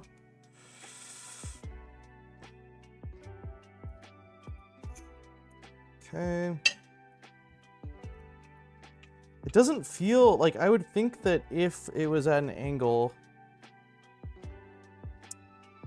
the threads wouldn't go in well because, you know, it's a CNC part, and the threads went in really smoothly, so I'm a little bit unsure here. Something's off though. There's no way that those standoffs are supposed to be like that. That cannot be right. Did we just lose? That's fine. I don't care about that part. Easy fix.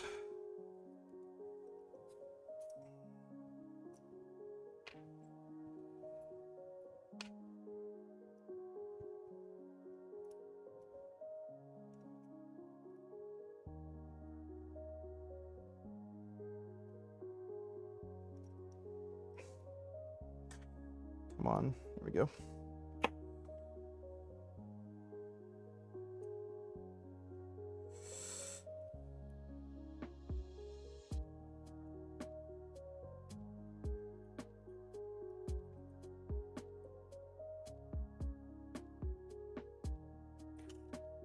Oh my god. Ah, these parts. Okay. If you only had CAD to measure off of, I know. Okay, so let's get these other pieces in. I am thinking that it might be fine. And that once this is all pulled together and that the plate was slightly, as Tuxedo said, like at an angle. So let me get these couple of pieces back in. I don't know why they were at an angle, but it sure seems like that could have been the case. Okay, and then we got one more going in right here.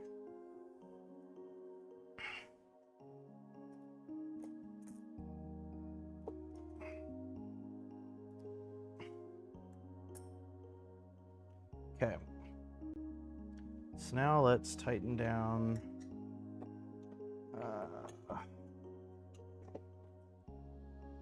Nope.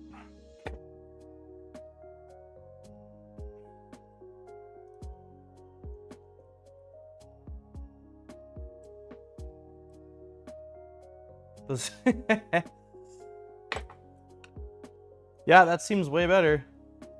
So there's still a little bit of play. Like, but if I hold this, like, I don't know if you remember how it was a second ago, but compared to that, there's very, very little. So I think once we have this bolted to the motor, it should pull everything together, hopefully.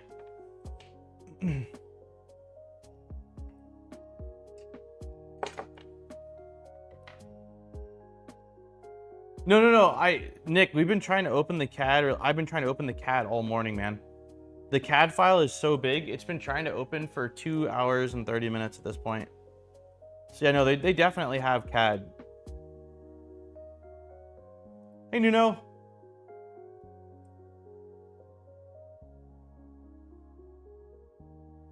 Okay, that's as tight as I feel comfortable tightening it. Feels pretty good. Yeah, the standoffs are standoffing. Okay, let's try to get one of these done. All right, so next up, with this facing this direction, we need to slide on one of these. Just got out of a job interview. Oh, nice. How do you think it went? I feel like usually every time I've had an interview, like, even though I will say my second job was at PetSmart, and I left the interview and I was convinced that the manager hated me for some reason. I was like, yeah, I'm not getting that job. There's no way. And then after I ended up getting the job, found out that that manager was like a key reason why I got the job. And I was like, I told her, I said, I thought you hated me. She's like, no. She was just had a really good poker face. I think it went all right, but you sometimes never. Yeah, that's true. Yeah, that, like, my PetSmart interview was like the one where I'm like, I really have no idea. Like, the vibe in here is unsettling. I'll keep my fingers crossed. I don't know if I should even be tightening this because I have no idea what the gap's supposed to be like on this, but all right, so if we have this facing in this direction, like that, okay, then this should be going on like this? Question marks?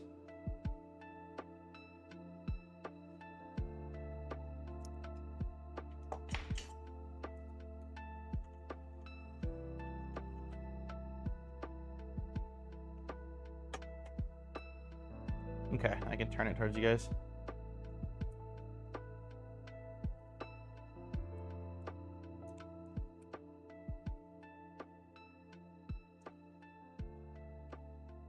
It looks, oh man, I don't think I'm gonna be able to reach the set screw on this guy. No, I'm gonna loosen this and make it where I can reach the set screw.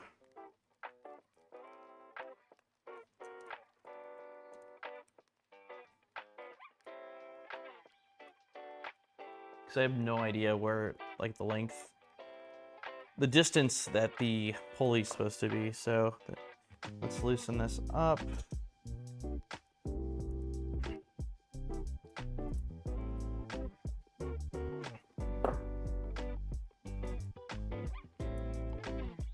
I think if I lift it just like that, it should be plenty. These are some beefy steppers. Yes. They are very large steppers. Okay, let's try this again.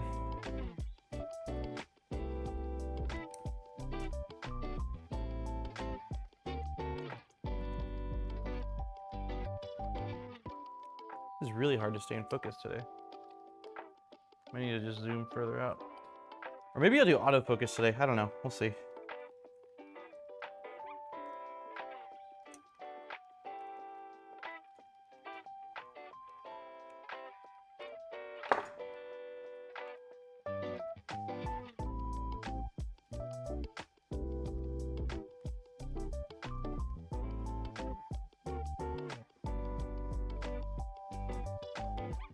There is a set screw in your extrusion. What? Oh, you mean this guy? I don't know where that came from. Huh. Mystery screw. Okay, I think we got one down. I should have to do this 3 more times. Although it should go a little bit quicker now that I know. Wow, that is a lot of weight. That is really heavy. Okay, so the last part of this equation is taking this and getting, yeah, let's try to do autofocus today. Kind of moving around a lot and it's hard to keep everything in focus. So it looks like, what I don't know is,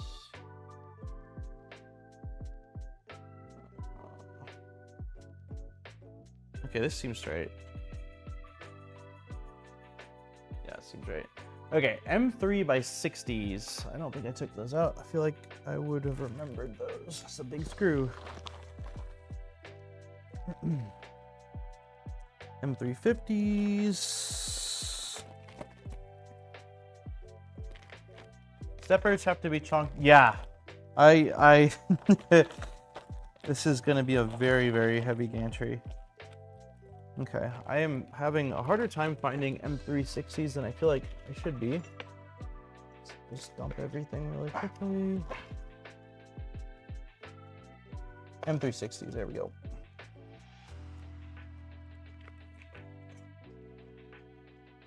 Alrighty, so this guy is going like this.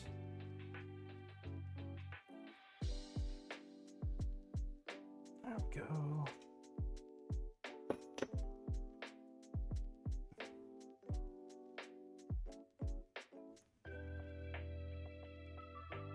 I reprinted some of the tool head.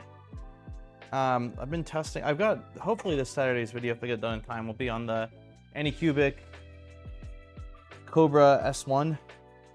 And it did a really good job on some of the parts, but the stock profiles on it kind of suck. And when I'm testing out a printer, I typically stick with stock profiles to get a feel for like how good are profiles for people that don't really know how to tune them. And the cooling is just not right. So all the parts with overhangs, I will need to reprint. But other than that, yes. So hopefully I remember to reprint those, the rest of the parts by the time we get to the tool head. I think it'll be a couple more streams till that point, but yeah, I don't want to go with PTG.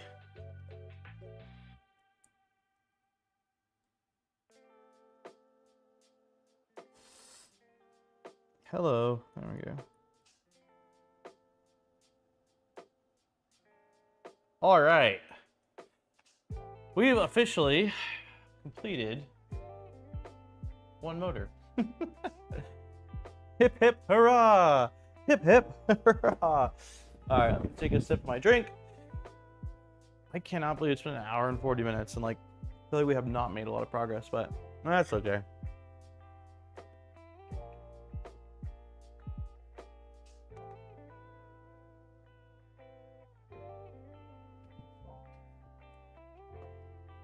Alrighty. So, I said we were going to build two at a time. We started doing that and quickly drifted. So this is all we've got. But I at least feel a little bit better about the situation at hand here. So, we know we need two of these. And we are going to do bearing, another bearing, another flange bearing, followed by one of those 0.5 millimeter shims, which are where? It must be these guys.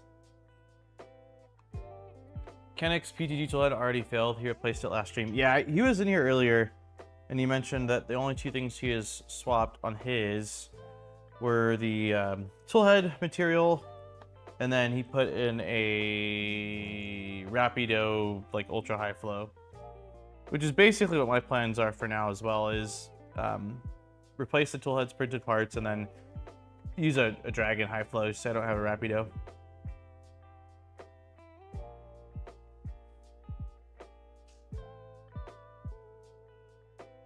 It's really weird to me that they went with PTG. Like, that's such a, like, we're in 2025, you know, like that's such a known thing. I don't get it. Okay, so we got those two bearing stacks ready to rock and roll. We know we need 3 of these. Although these ones I don't really need to put on right now. Like I can put them on after. It's probably easier to not have them sliding off and trying to balance them. So I might just wait on those. And then we discovered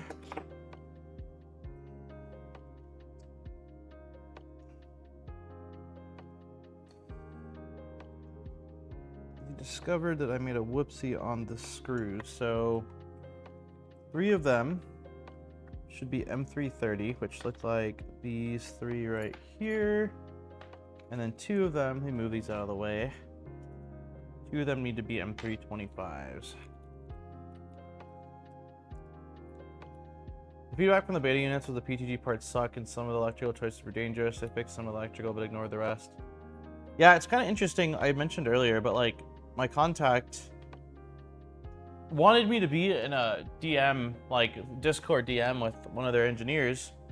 And so I said, okay, that's fine. And then I messaged them. Let's see, where's my message?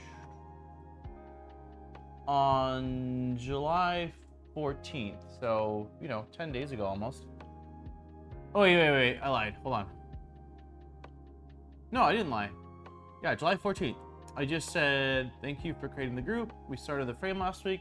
This week we'll complete the frame, Z-rails, and hopefully much of the Z assembly. Boy, was I optimistic. And then I said, I wanted to confirm the printed parts are PTG. If so, I recommend changing to ABS RSA in the future.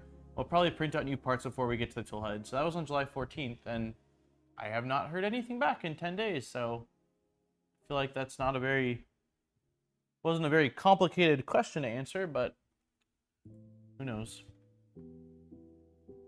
All right, let's do this. So this one's going like this. I already said I'm not going to do the ones with the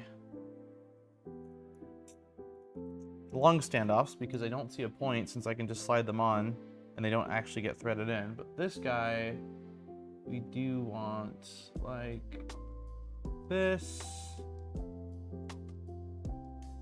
Okay. This one we do want like this. And then we're just grabbing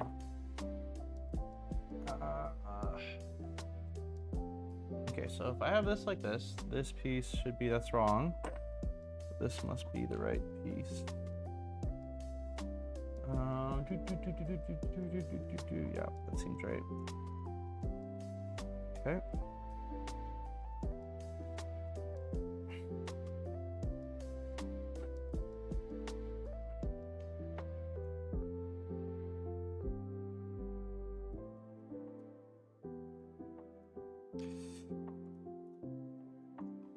Love to have this guy aligned.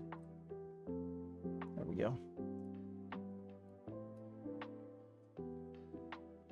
Let's see. I really want to see Rote's new tool head on one of these up to what?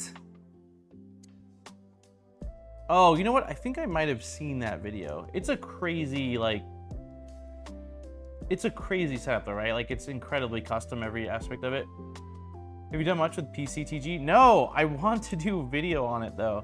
I've had a bunch of requests from people like, hey, can you do a video covering it? And I had a company reach out that wanted to send over some filament, and I looked at their catalog. I was like, oh, you guys sell PCTG. I've had a bunch of requests to check this stuff out. If you wanted to send me a roll, I will test it out and make a video on it. And I just never heard back. So I probably just need to pick some up. But I do have two. I probably shouldn't have tightened these fully. I have 2 materials I'll be testing out in the coming month or so here. Both flexibles. Like one's both flexibles. I don't know. You'll see the details in the video. But yeah, PCTG is one I really would like to play around with because I have gotten so many questions about it, and it seems like a great material, but it just doesn't seem like there's all that many vendors or manufacturers producing it yet. So yeah, I think this is way easier just sliding these in after the fact versus trying to balance all 5. Boom. Okay.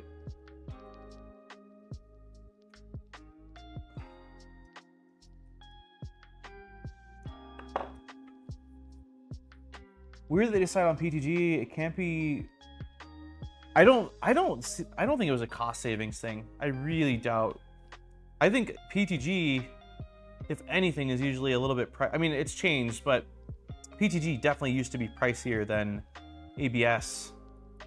And I would still say that's probably not far from accurate. If you just go with generic ABS, it's really inexpensive.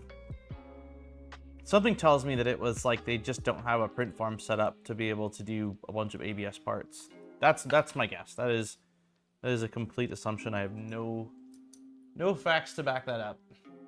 Okay, so we've got that. Now we're grabbing our other motor, which is this guy. Let me match orientation, so lay him down here. We need another one of you. Yeah, exactly. I have a feeling that they just have access to more open frame machines, or maybe they tried ABS and had troubles with it because it's just less forgiving if you don't have a good first layer and all that. If you don't have a good first layer and you don't have a good profile, and so maybe they tried it and were like, nope, we can't do this. But yeah, something tells me it's probably just they don't have a ton of enclosed machines, and so it was easier to do PTG. But honestly, in that case, I feel like they should have just left it up to the builder to print the parts out like most other kits do, versus sending parts that are going to fall apart on you.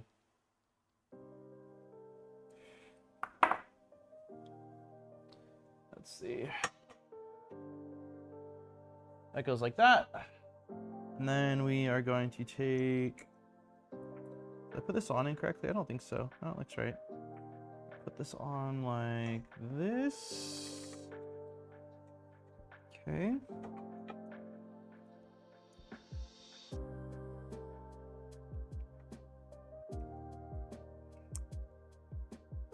It's custom at the moment as he's still prototyping, but he's working with Bontek. Oh, that's cool.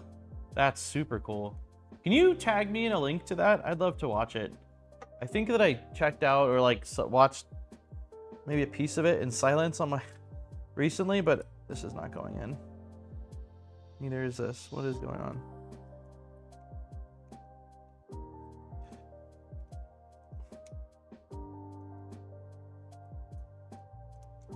There we go. I'd love to watch it. One of the beta people commented that it felt like one of the FYSETC people had seen Joe use PTG and couldn't see the difference.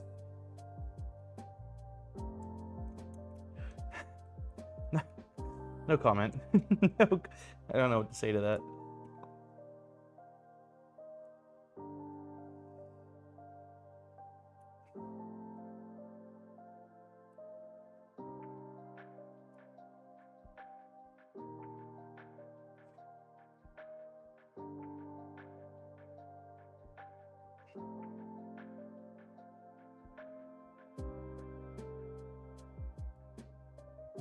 I will say that the second one went together a hell of a lot quicker than the first one, which should be the case. Usually if you do something a bunch of times, it starts to get a little easier.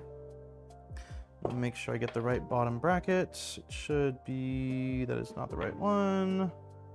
That is the correct one. Now we need these big screws. I've been printing with some 3D Fuel PTG. It prints pretty nicely on the Centauri Carbon. Need to print on a couple other printers to fully form an opinion. Nice. Yeah, I still need to look at the like TDS to get a full understanding of the benefits that it gives you over a traditional PTG or traditional polycarbonate. My assumption is that you get some of the properties from polycarbonate without the pain of trying to print polycarbonate.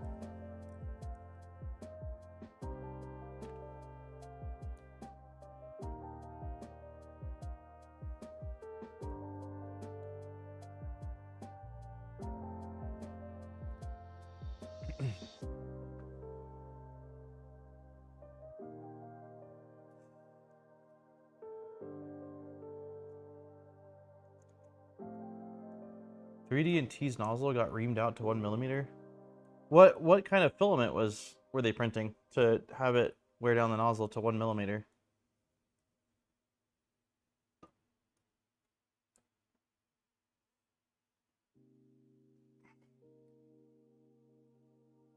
In 8 minutes, also, we will open up our Polymaker giveaway for everybody. I feel like I need a little bit more hypey music. All right, let me take a look at these to make sure that I don't see anything that looks different, because they should be identical. That looks good. That looks beautiful. I can access the set screw on both of them.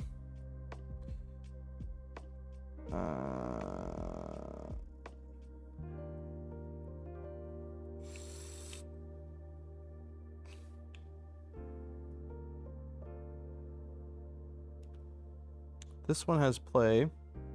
That's interesting. So this has no movement, really. This one has no movement.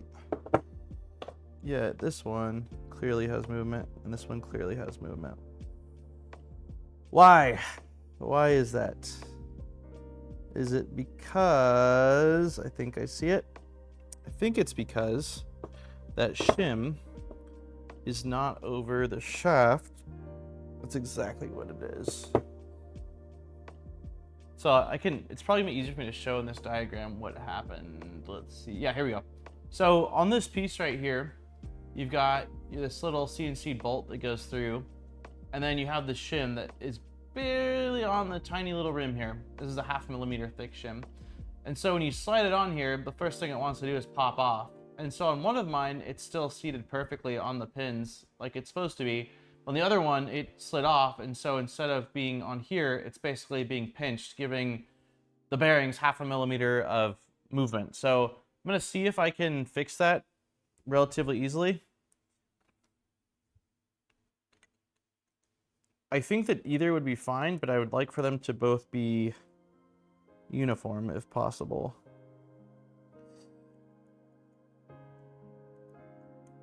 Let me just loosen everything in here.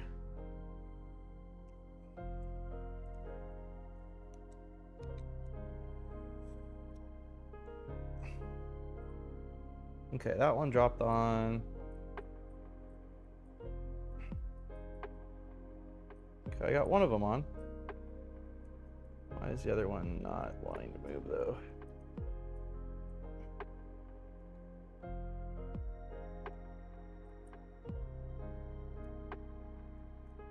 It's always like that, isn't it? Like just one that super stubborn. I don't know if I've got anything thin enough. Change the camera really quick here. I have the worst time printing PTG. I find ABS and ASA easier. I think it's too humid here. Yeah, I have mixed feels about PTG. If there's a material that's gonna act a fool, it's always PTG. And it's usually in the form of blobs that end up building up around the nozzle, then dropping into the filament or the print, and that screws things up. That's usually the issue that I run into. It's certainly not my favorite material. When it works well, but yeah, it's like each filament feels so different, and come on, man.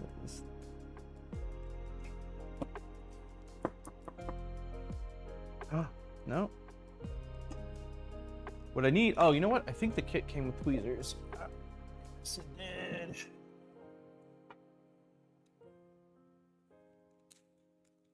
see if I can use these to poke this. All right. Ooh, that really got pinched, actually. That's why it's not moving.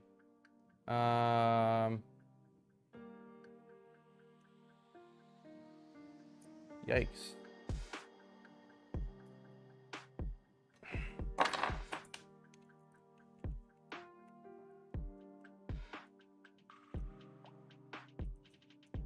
There we go. Got it. Okay.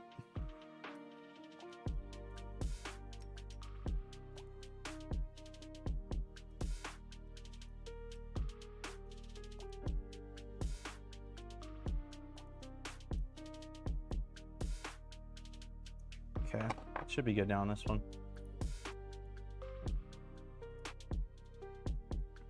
I have the opposite experience for the most part. I think most people actually don't dry their PTG enough and print it too hot.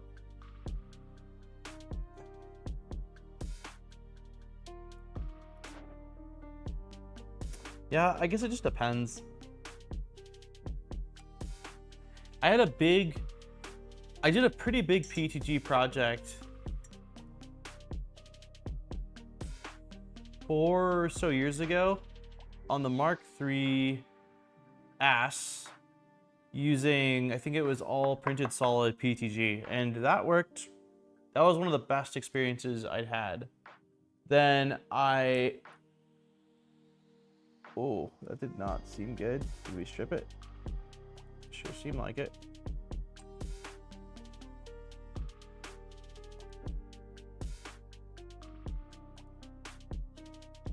Hold on.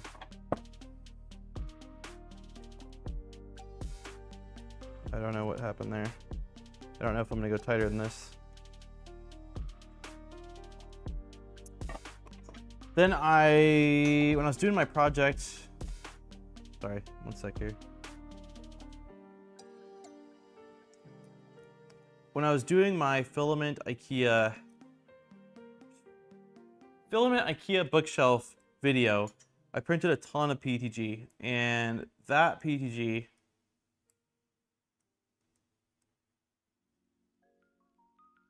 yeah, we're not going tighter than that. We're leaving. I'm scared. I don't know what happened there. So we're good though. The bearings are exactly how I want them. That one, I printed a ton of PTG. It was white PTG, which white is the worst color to print in any material. But I printed that on the Mark IV with default profiles, and I printed out a lot of parts, and the filament was dry. It was new filament, but I still dried it, and I kept it in the dryer the whole time, if I remember correctly. And it was like a 60% success rate, approximately. The rest of them would have, like what I was describing, which was basically build up around the nozzle, and then it would kind of burn or whatever, and then it would drip into the part, and then it would, in a white part, make the part look really bad because the brown on white really stands out, but it also caused quite a few layer shifts. And I think at the time the Mark IV was using a brass nozzle, and brass generally is pretty sticky, and I don't recommend it for PTG really. So I swapped it out to what I believe was the E3D Obsidian Mark IV nozzle, and I didn't notice much of a difference. On the Mark III S Plus, when I swapped from brass to plated copper, it was a Fadis nozzle, I had a pretty substantial improvement. Like it definitely made a big improvement.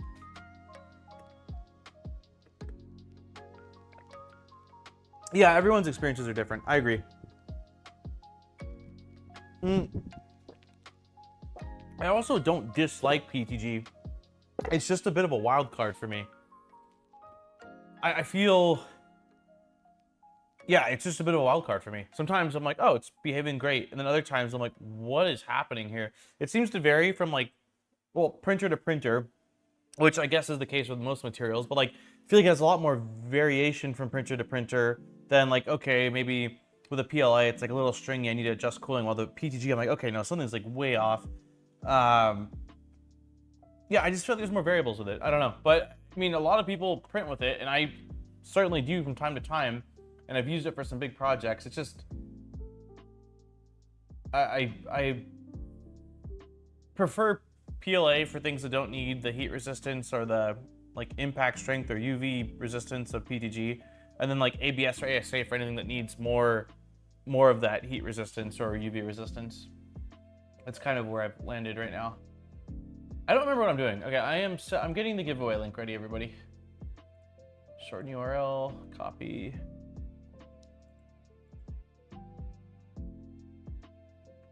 It helps a lot too, though, if you, like, in my case, because there's not always, but a lot of printers rotating in and out, it makes it more difficult, in my opinion. Like, when I just had, like, 2 or 3 printers that I was using, I was able to really dial them in, but because of how often things are sort of going in, going out, being tested, it makes it more difficult for me to dial it in. And also, when I'm testing out a printer, I typically don't I make very little changes to the overall profile, if any, because I want to see, you know, what the manufacturer's done to try to make it a good experience. How much testing have they done or not done? All right, I gotta change the music. Gotta change the music. Okay. We can do it. So we need these two pieces. We need... So for this one, let's see, we're taking out the bottom screws instead of the top.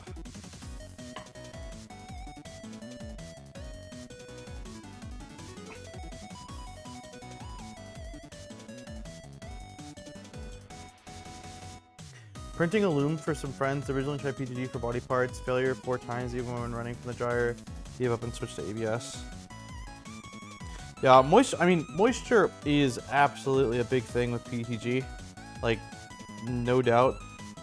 Outside of TPU, I would say it's, you know, the most hygroscopic material I've somewhat regularly printed with. But there's other things too, like the stringing aspect of it. I mean, I can deal with all that. It's really the blobbing up that happens around the nozzle that drives me crazy. And I'm sure, I don't doubt that some of that is just temp-related stuff, right? Like, the hotter you print, the more goopy it kind of gets. So it's about finding that sweet spot temperature-wise. But yeah, it just it can get frustrating.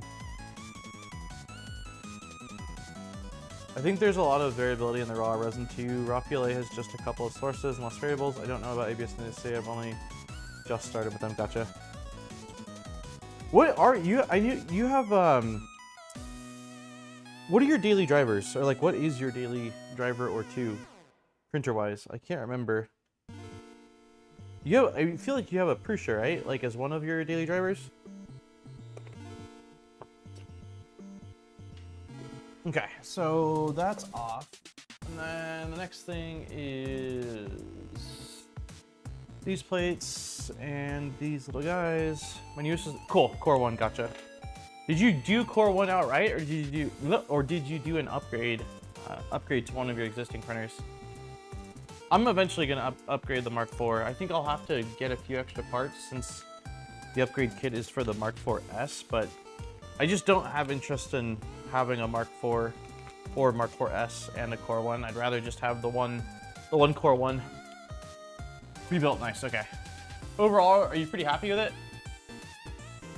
The only thing I've heard really is that there's weird Z artifacts on the Core 1s, but that it depends on like the model and stuff like that, how visible it is. But outside of that, which it seems like Prusa has recently addressed, I've heard mostly good things. Like, overall, it seems like people are pretty happy with them.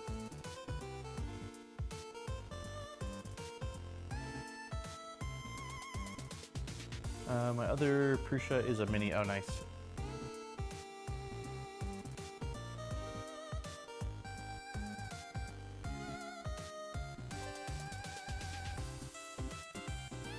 The mini. I love the thing. The VFA issue is there, but it's not something I find troublesome. Yeah, it depends on how extreme it is. Like, a lot of printers have some kind of artifacts, and oh, why is this so crooked? And on a lot of them, it's fairly minor, or like also doesn't bug me.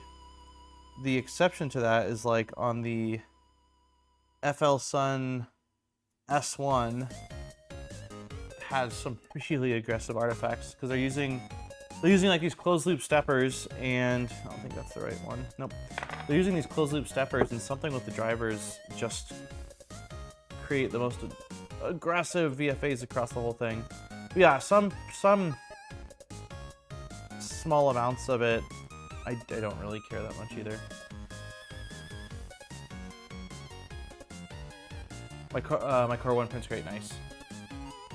While fun and games, still filament shatters in the PTFE and you guys spend 40 minutes cleaning it with a tube and a filament sensor. Isn't it the same or similar though on the... Sorry, make sure I'm this right way. Isn't it the same or similar on the Mark IVs as far as like the tool head goes? I know it's using the neck extruder, so I think it would be similar.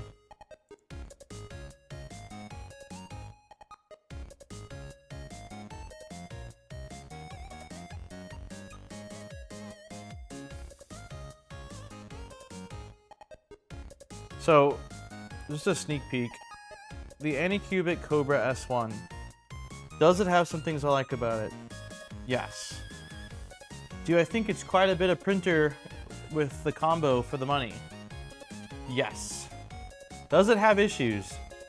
Yes. I have had some good prints on it. I've had some bad prints on it. Most of the bad prints I think are largely profile issues with their non-tested profiles. Outside of PLA, it feels like the profiles just, I don't know, were thrown together. But man, I had a clog the other day, and they have a wiki, and the wiki has some info. It's not great. Holy crap, getting inside of that tool head is like rocket science. There's just like wires, little brittle wires all over the place, and a few of them are like soldered and glued in place where you can't take them off without breaking it. That's why those two 2mm drivers I was looking for earlier, or 2.5mm, were not here. It's because the other night I was performing surgery on the K1, and as the final thing I wanted to test was how it handled TPU. Well, it did the first 2 layers and it was looking good, and then it stopped printing saying there was a clog, and I'm like, all right, I'm done. I'm not gonna keep trying because undoing a clog is such a nightmare. Like at least on the Bamboo Lab like X1 per se, like yeah, getting in there is a nightmare to replace things on like the panels or the heat bed.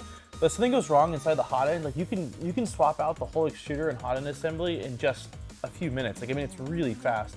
Well, getting inside this thing, because of all the wires they've got and load cells in the tool head and just sensors all over, like boy, is it not fun to get inside of.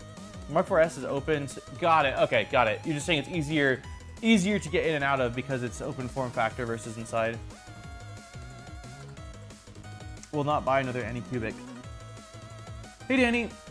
Yeah, I haven't tested out an Anycubic printer other than a resin printer. I just checked. It was 3 years since I reviewed one of their printers last. So I've been really curious to see kind of what it was all about, their latest and greatest. And like I said, I'm not saying it's all bad. It's not all bad. And I think that you do get a lot of printer for the money, but, and I normally don't do this. Normally I don't do any sort of like digging into anything else. I just kind of come to my own conclusion, but I was just curious. And so I did a couple of Google searches on like Reddit to see like, hey, this thing's been out for 4 or 5 months now. What are people saying about it?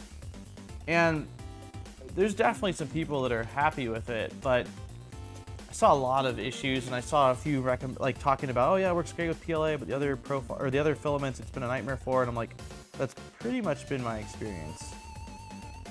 Not because it's incapable of printing with them, just because the profiles make no sense. They're just not tuned at all. Okay, what am I doing here? So we need the last 6 of these. Anycubic mixed vaporware. Tried to clog on my X1 carbon last week. Unclogging it was a breeze. Yep. I will, getting in, I've had to replace the bed cable on 2 X1 carbons, and it's awful. I hate it. I hate everything about it. But the most common consumables that a 3D printer should have, which are hot end and extruder related, or I guess issues, not consumables, it's really easy to get in and out of or swap out parts.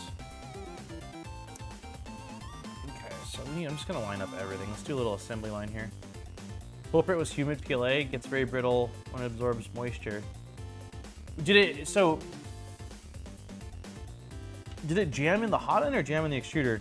I tend to have issues more so with jams in the extruder. Either there's a big blob that, either it's a big blob or maybe on a retraction or an unloading of filament, the filament is too hot, and so it kind of softens, forms this crazy looking ball or just deformed end to it, and then the extruder can't get it through. And so you basically have to get in there, get into the extruder, and use some flush cutters to snip out that big piece so the rest of the filament can pass through.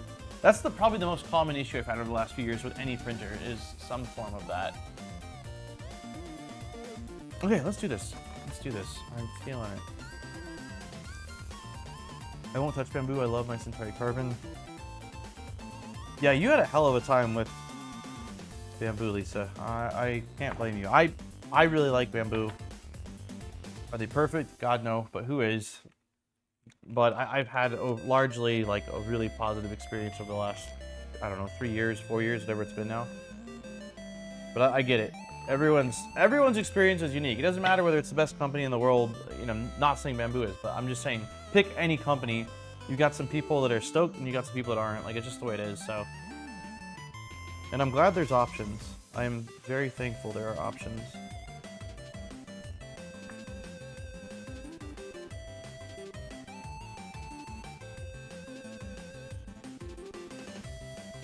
It broke in the heat break. Huh. What'd you end up doing? Just like shoving something in there to get it out, or did you just swap out the part and call it a day?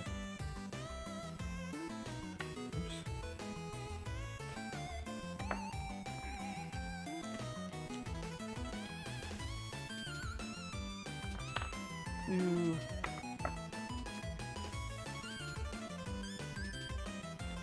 Due to the nature of my wife's work, I can't use memory. Yeah, no, I definitely understand that from a privacy standpoint.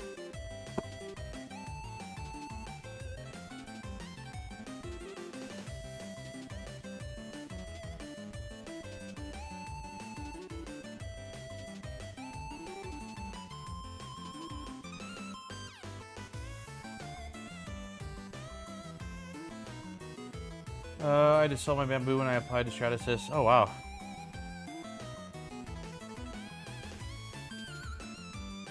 Like it was a work requirement?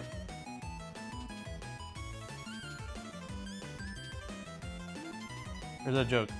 I can't tell. Ended up heating up a... Oh, nice. That's smart. Versus blasting the thing itself. Just heat up an Allen key and shove it in there to get it out of the way.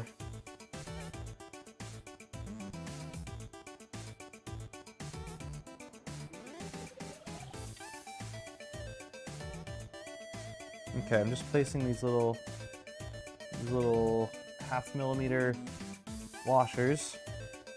I gotta make sure that they're all flat once they're in place. Okay, so what's left? We just need M330s, and we're gonna need 1, 2, I've got 2 here. We need a total of, is it 3 per? Yeah, so 1, 2, 3. So 4 more of them is what we need.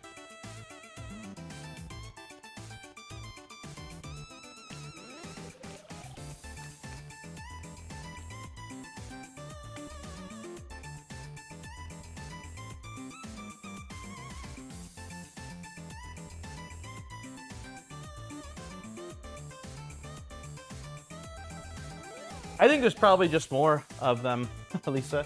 Because of how many bamboo printers there are now, you're gonna have more of that fanboyism. But I will say, like, as someone that's been 3D printing for, 11 years now and has had an online presence for most of it, like, some of the early on bamboo fanboys were, like, the worst. Were awful. Awful, awful, awful. I don't mind if anybody is like happy with their purchase and wants to say like, oh, I really like my machine. That's fine. Like, there's no issues there. It's the like when you're, putting other people down for not having your machine or have this sort of like superior complex where I'm like, that's lame. You are lame.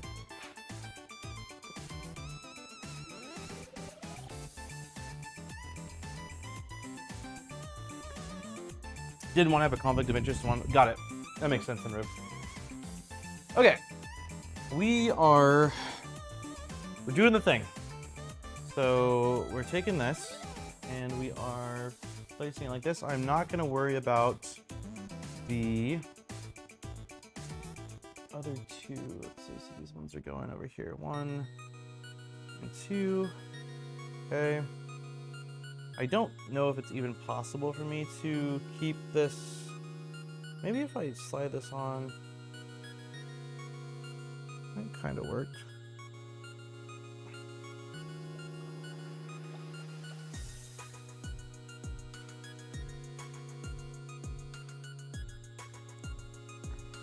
Okay. Okay, so I've got this, and now I need to grab this and line up this like this.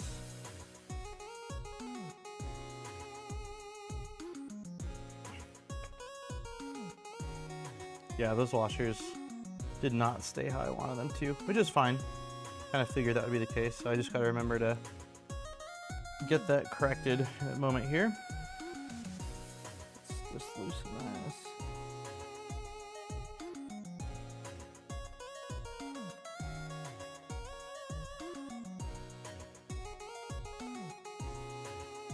You won a Core 1? That's awesome. I didn't know that. Congrats. Belated congrats.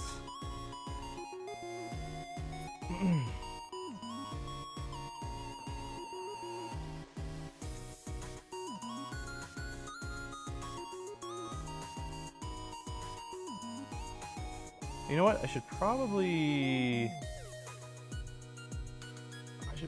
start by putting it on here.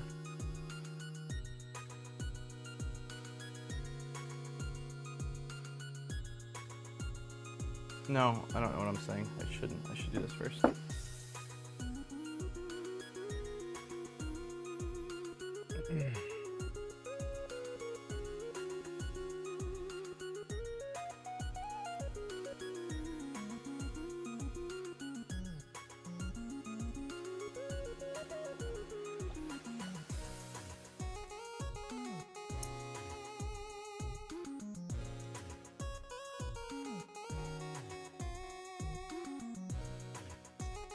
It was on No My Galaxy's charity stream. Oh, nice. Just a couple weeks ago, then, right?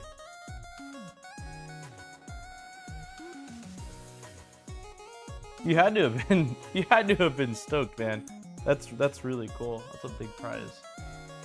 All right, this is going like this, and then let's match orientation. So if I turn this like this and have this little piece up, then we want this to be facing like this. It appears.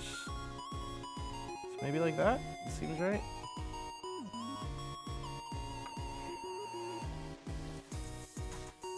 Cool. Cool.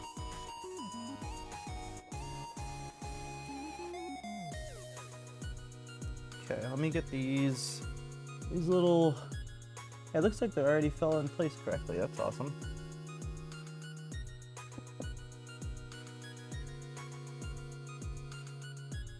These got a little scratched up, huh? Okay.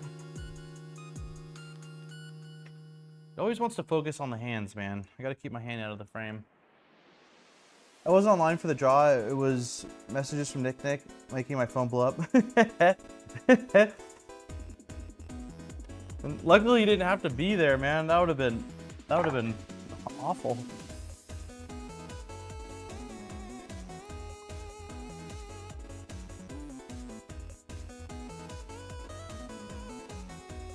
I won't buy a bamboo because it's not a kit I like to build my printers. That's fair.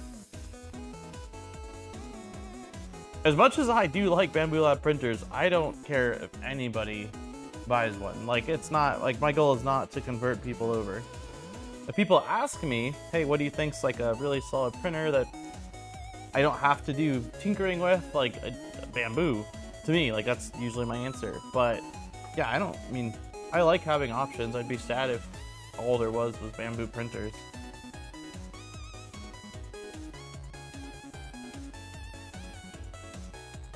There's some other, there's other really solid options out there too. Okay, let's see. We should not have. Yes. Cool.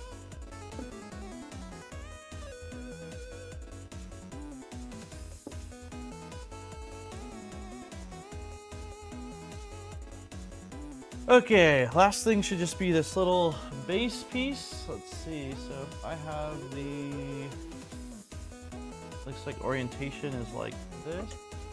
Yeah. And we've got this. Wait, nope, that's not right. Yep.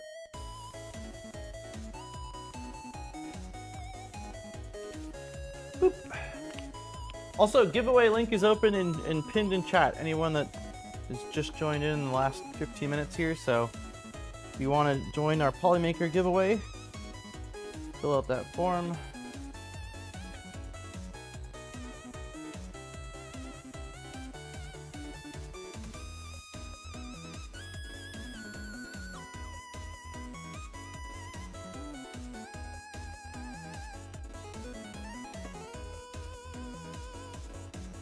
I don't know if the index will be able to work on the switch wire. I mean, I'd be curious to see how they would be able to do that, since the tool head can't get off of the bed. I feel like it would take some serious modifying to be able to have a bar for the tool heads to mount to. I don't exactly know a whole ton about the index, but just, you know, knowing it's a tool changer, knowing it has to go and grab and drop off tool heads, I don't see on a bed slinger how it could effectively do it without losing a lot of build volume. The thing I don't like about the XL apart from the price is the enclosure. It leaves a lot to be desired. Yeah. The enclosure is weird. It seems like it works, at least from the people I've seen use it. Like, it does enclose and allow you to print with things like ABS, but boy, does it feel over-engineered or like an afterthought. I've seen and heard things that make me think Switchfire and Trident aren't ideal platforms.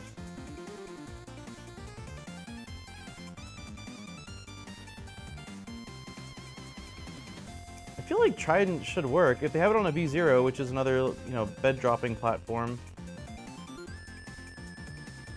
I'm hoping to throw it on this printer. I'm probably going to end up building in the next month and a half or so. Well, we'll see with the baby here, but I need to use this workspace here for Lightburn stuff, like videos on lasers and whatnot. So I'm hoping to build just like a 2x4 cart that I can set this thing on, kind of like what Nero did, and roll it off over out of the way. Oh, sorry about that. Camera. All right, a little coffee drink.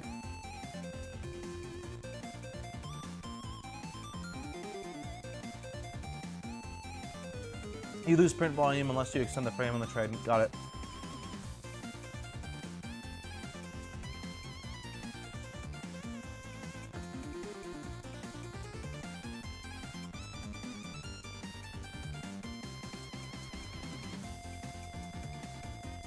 Waste aside, like, even if you let's take waste out of the equation, both from like a cost standpoint and a environmental standpoint, like, you know, just discarding, not that 3D printing doesn't produce waste. You got skirts, you've got supports, you've got failures, all sorts of stuff, but like, taking that out of the equation, it's a lot slower having a AMS style system than, say, a tool changer. And oh, let me face the camera. And it's a lot more limited in terms of what you can actually do with it.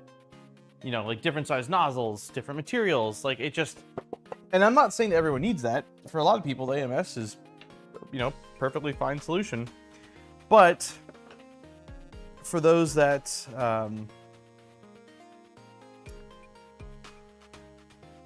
for those that do need those things, you know, those are other downsides of it. All right, let's do this one more time. And never again. All right, so we've got two of these short guys, which are going here and here. I can't win. Autofocus focuses on my hand, and then when I'm not in focus, you know what I can do? I can change the depth of field a little bit. Let's see, we're on a pretty shallow depth of field. Let's see if there we go. That might help a little bit. Doubled our depth of field. There you go, look at that. Doesn't have to be so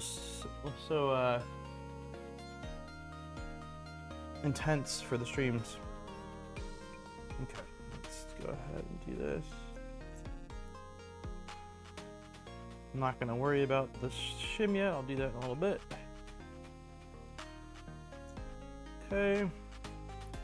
And then we need this piece to go like this.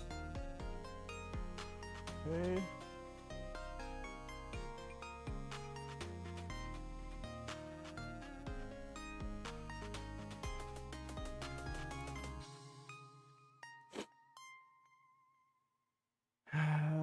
I saw the index at Murph. It's a really elegant solution. Demo is a V0. The ideal combo for me is 3 printing tool heads with 1 attached to a filament changer. It just feels like so many things to me though that, like, I guess like if that solution, if it, all right, what the heck? If you had that but in a reliable form factor, I could see it. I could see it. But right now, most setups, I just would be so concerned that it would just be chasing like headaches. Fighting problems.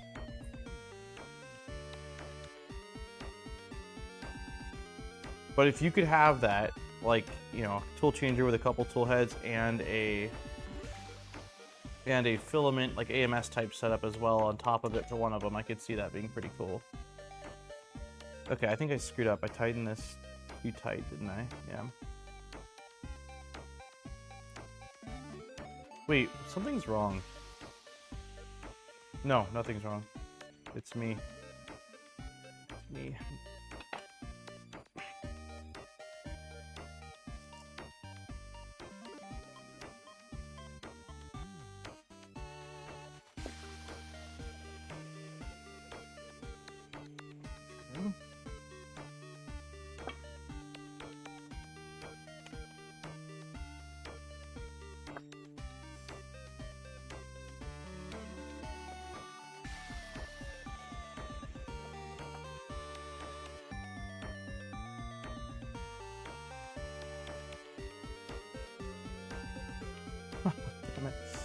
Why? Why? Let me try it from this angle.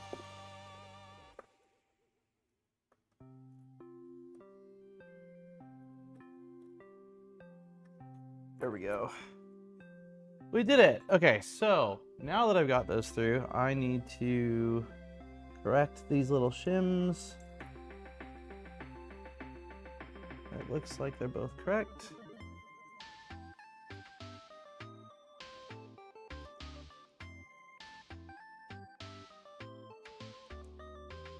Got it. I'm working on it. It's ultimately not a cost. Each tool head is $200 and the filament changer is $250, so that is more efficient if you don't need multi-material.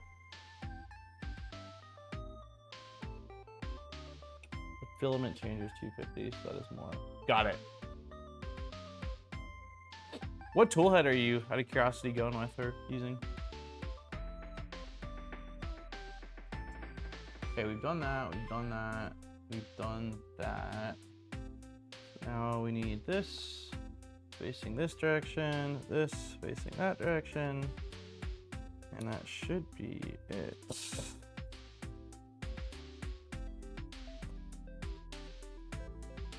Yep. Yep.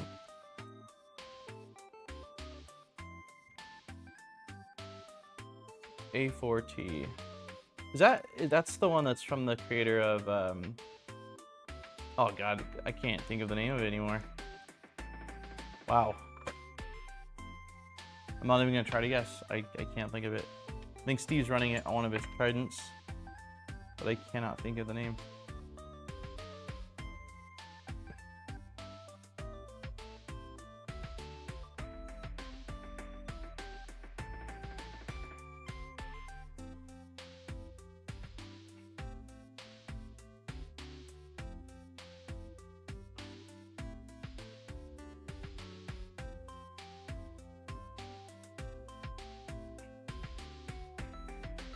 You know what I didn't do? I didn't put the I'm gonna put the pulley on either of these. Yeah, okay, Zol. That's what I could not remember the name of. I think this should drop in no problem, right? Yeah. Okay. Well, not a big deal.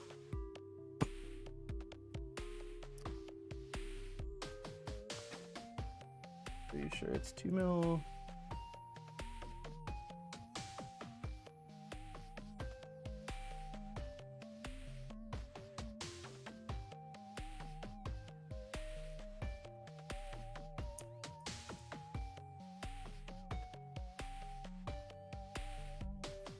Yeah, armchair. That's right. Armchair. Okay, so this is the one. I also need to put this on. I am very thankful that I have access to do this after this is together. It would have made me quite sad if we had to take the tool head apart. Or not tool head. It got me got me thinking about tool heads now. Take the bearing stack and motor apart, motor mounts.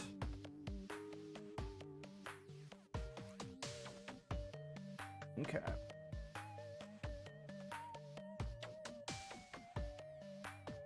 As far as cooling, 24010s, it's the best at the moment. Got it. I want to build the one that LDO is doing a kit for. Is it the Jabberwocky toolhead? I think that's right. Also, another, I don't know, let's say 2 more minutes, and I'm gonna remove the giveaway link. So if you haven't filled out the form for the Playmaker giveaway, it is pinned in chat. Do so now. And if you haven't hit the like button, now's a great time. Okay, last part of this one is, if I have it facing this direction, boom, this goes here. It should only be one way for me to install it.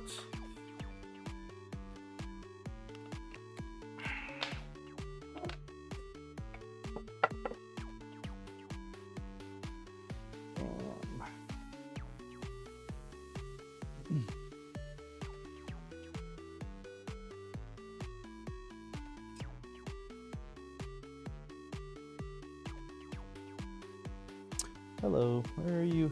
Yeah.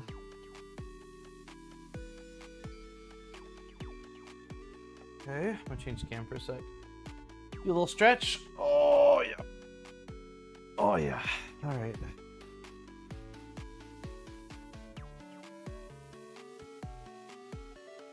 How many entries do we have? 86. Nice. Nice, nice. And we got 87 likes? No, so 59 likes, 87 viewers. I was wrong. Let's get to 75 likes. I believe. Well, you can do it. There we go.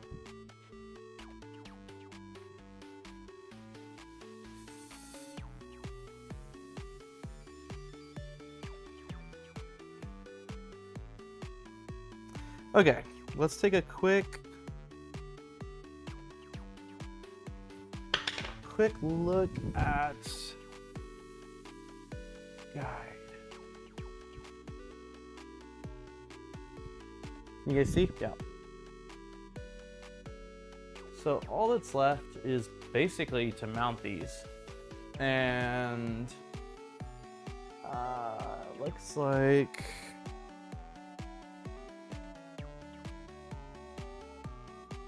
how are these being mounted?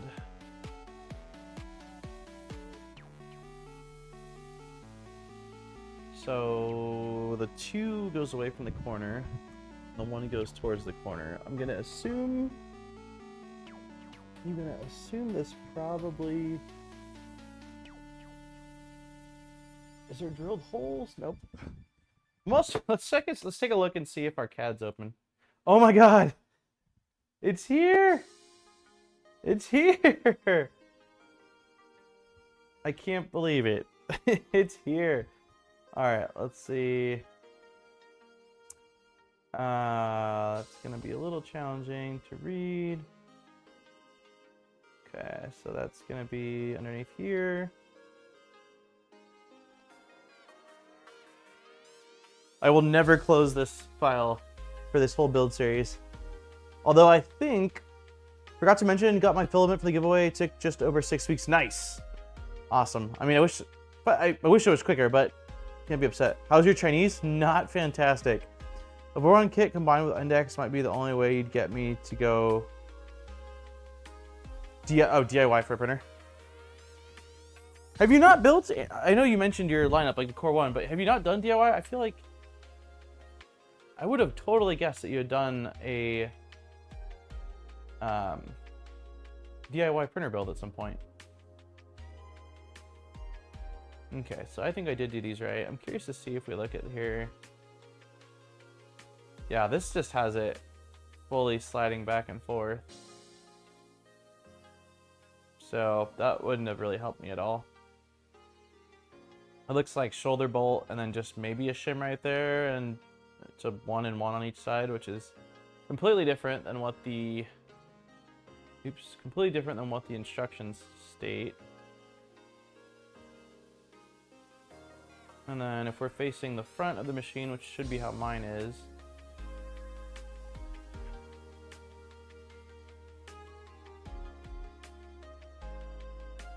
it's not what I wanted to do.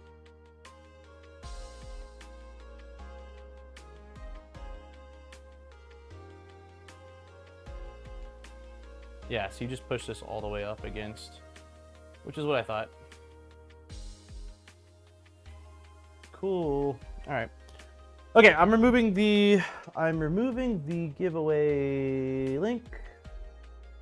Let's go ahead and remove. So if you're actively filling it out, you got 60 seconds, and then we will do the thing. Oh. Why is there Prusa in there?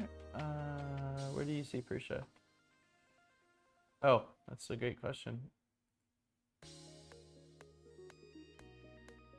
What?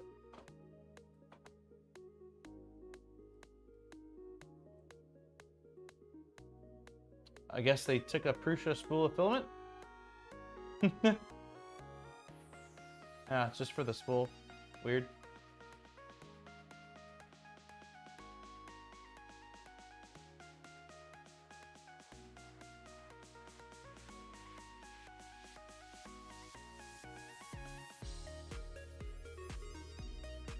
So it looks like the slats are just to support the panels. I was wondering what these slats were for. There's quite a few of them in the kit.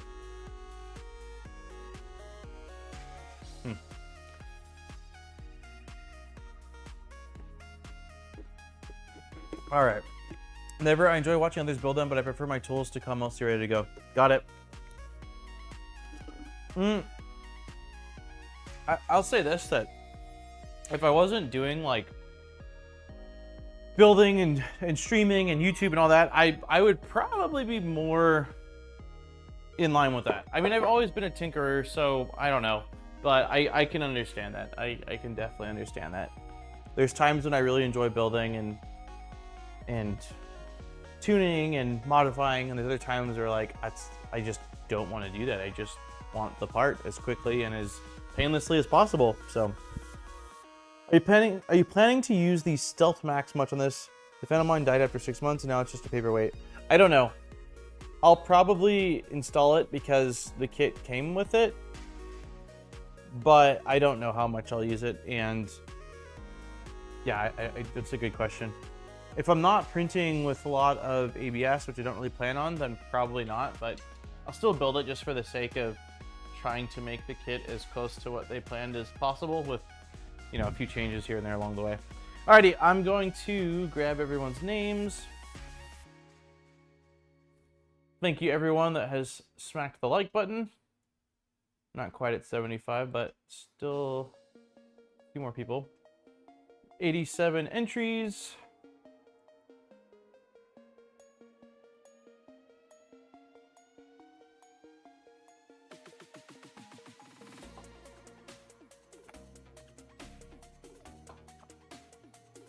Nice.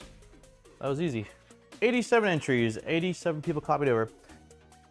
Perhaps Maba Army is tiny and he should change his name to TinyBot. I'm not. It's funny because meeting my meeting my coworkers in New York this last week, like a lot of my coworkers have only seen me like once, and a lot of my coworkers have never seen me. And so one of the first things they were talking about was like how everyone has this idea of how tall their coworkers are, you know, from like Slack and Google Hangout calls and stuff like that. And you see them in person. And the first time I met one of my coworkers, he looked at me and was like, "Holy crap, you're a lot taller than I thought you were." So I'm like 5'11" and a half. Like I always usually round up to 6 foot, but I have really bad posture, and the way the camera is angled usually makes me look super small, or at least smallish. So it's Minibot's gonna be landing in some weeks time here.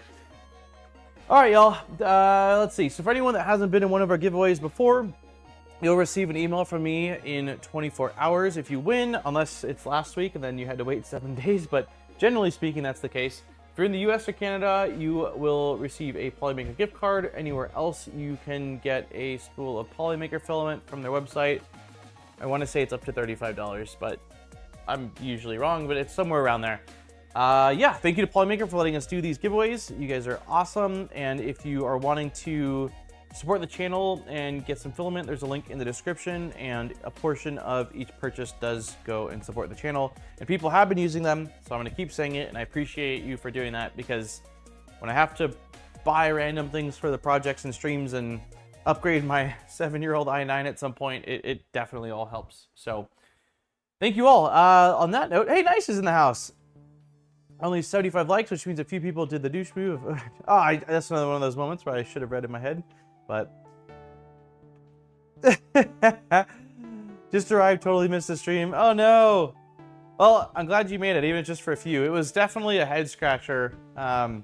Just a lot of things not matching up, man, in the instructions as far as like shim sizes and material sizes and stuff. But we're pressing forward. Nero came in the stream earlier, like towards the beginning when I was going through everything, and he showed me what he did, which was way different than what I did. So we'll see. Maybe it doesn't matter all that much, and if it does, I will end up swapping out the Z bearing stacks for a toothed idler based off of the recommendation of a few others. So how many times do we want to shuffle today?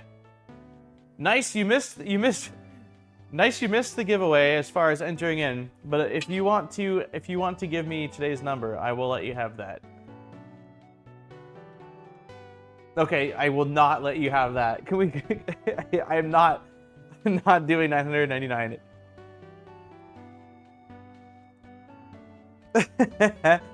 Number of weeks left in the pregnancy. We are at 33. Baby's due on the 7th. September 7th is the actual due date. I would be shocked if we made it that far, which would mean that we have 4, 5, so 6 weeks left. So we must be on week 34, I take it. So 6 weeks left. We'll do 6 because there is 6 weeks left. You gave me I know. That's what I get. I never just pass the, usually unless it's like Aaron or if I'm streaming with someone. All right, we'll do 6. There is 6 weeks left in the pregnancy, and Nice also said 6, so it works out. 1, 2, 3, 4, 5, and 6. Good luck to all of you. In 3, 2, 1, boop. Oh, psych! Here we go. 3, 2, 1.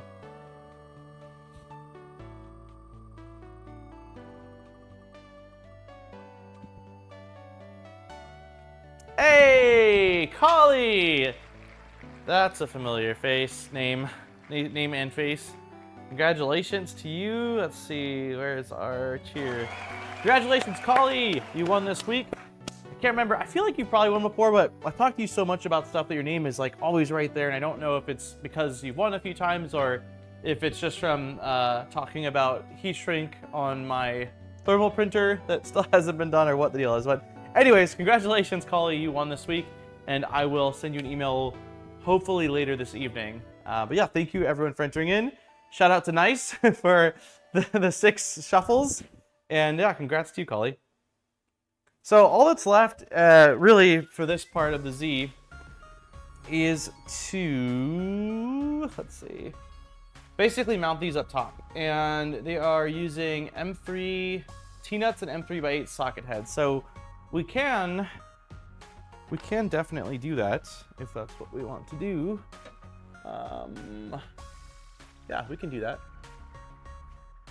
I might just have the camera like it's gonna be a little too tricky, I think, to show you guys exactly what I'm doing. So probably just gonna have the cam like this if you guys are okay with it. I believe bearings on all of them should be facing the inside. So basically 1 T-nut on the inside, 2 T-nuts on the inside, 1 T-nut on the outside. And these are M3s, which I don't have out yet.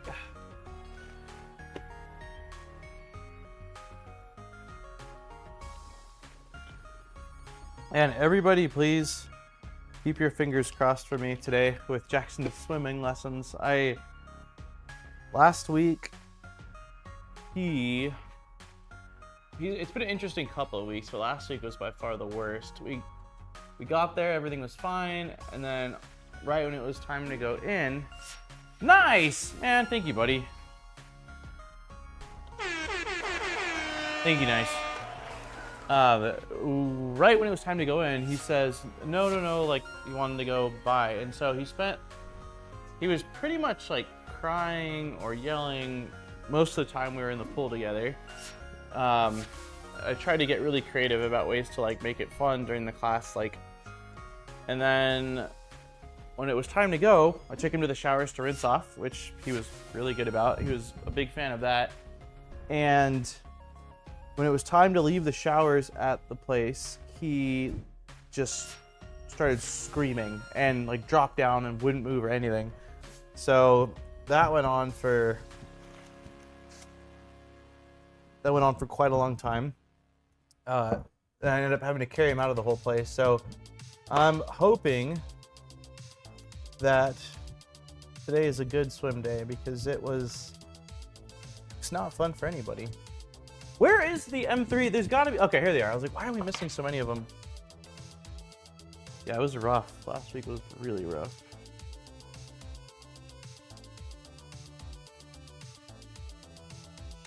And he's been swimming for some months now. I'm gonna move these T-nuts further out, just that way they're not accidentally hidden. And we will kind of loosely do this first one.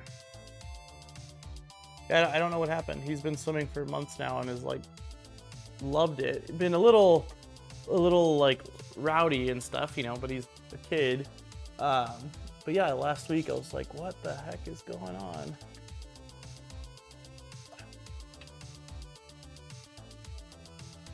Okay.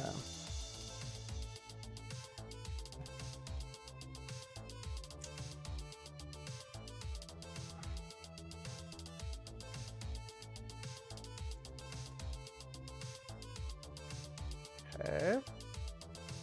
Oh, jeez. Punched my camera.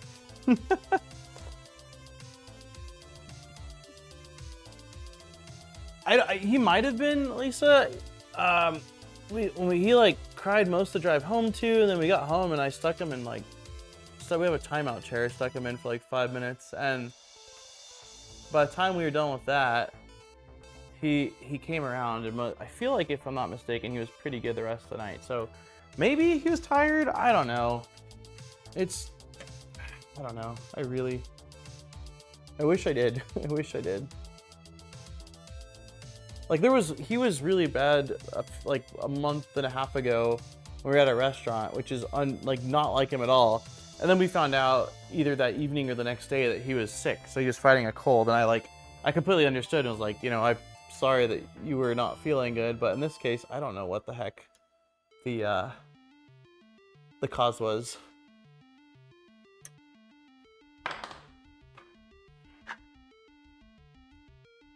Could have been tired. I don't know. Maybe he's going through a. What's it called? A growth spurt? Growth spurt. When we did swim lessons, we found that if my daughter was in any way hungry, it's just a nightmare. Shoving some food in everything it breathes. Yeah, maybe that's it. I don't know. He definitely has the last couple times before we've gone in said like he says hungry. He goes hungry. But we also don't like to load him up on food before he goes in the water. But maybe that's just what we gotta do. I don't know.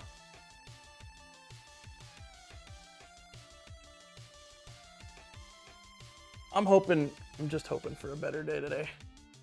Okay, this last one in the corner is a little awkward. You don't really have the ability to get in there. probably just gonna do what I can with this Allen key and call it good enough.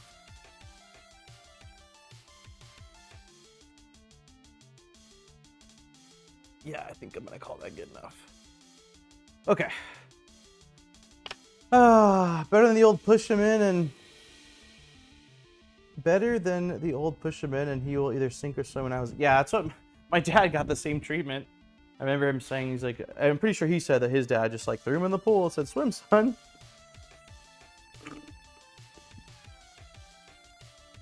I did swim lessons for a lot of years as a kid. I think I enjoyed it. I don't remember not enjoying it.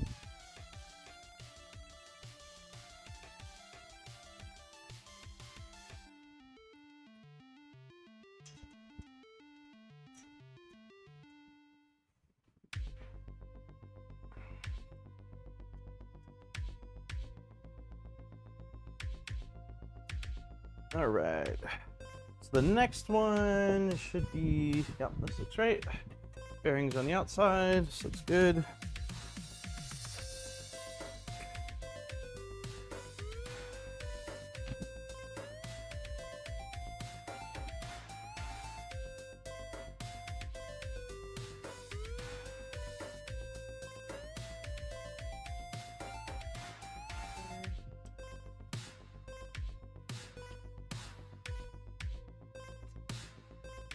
It's pretty lined up.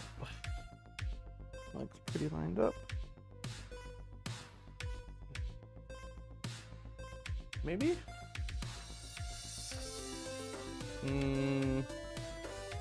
Something feels off. Yeah, my nut. No! Alright, let's try the other one.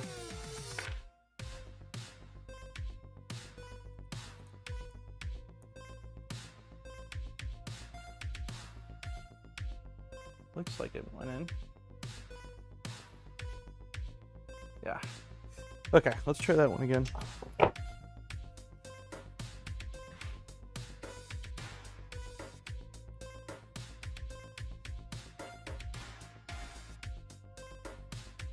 Looks pretty lined up.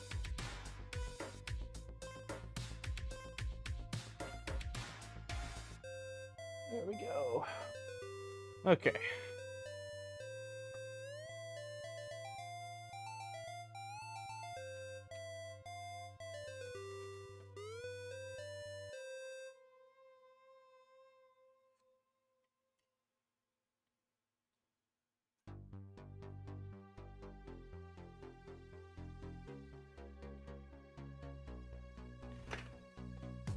Ba-doop-ba-doo.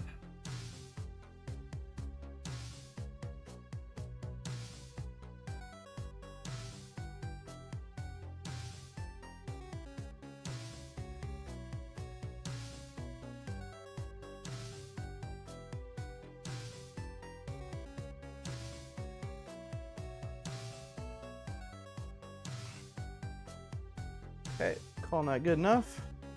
All right, just 2 left, everybody. 2 left. I guess I'll pan the camera for this one.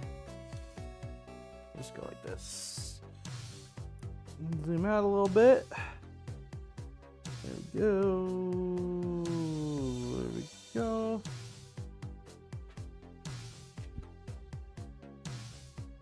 Is this in focus? Yeah, decently.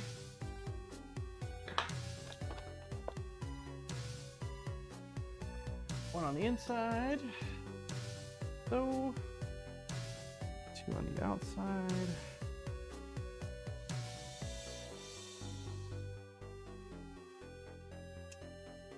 Okay. This one is not correct. This needs to be on the other side, so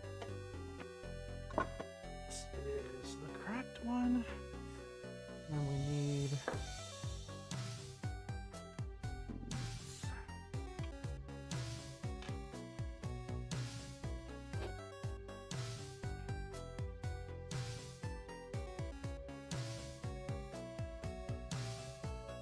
okay.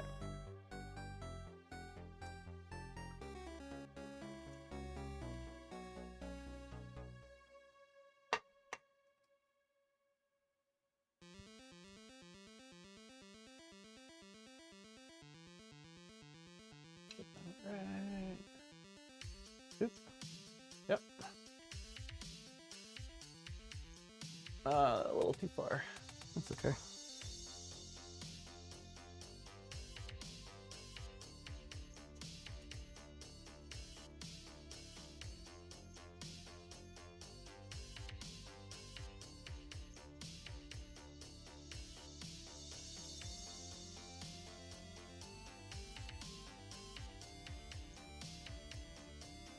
Come on, baby.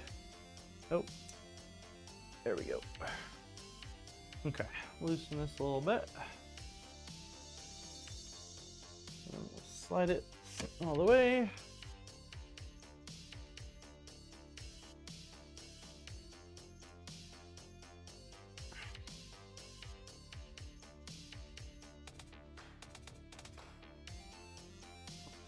Okay. Whew, we are getting there.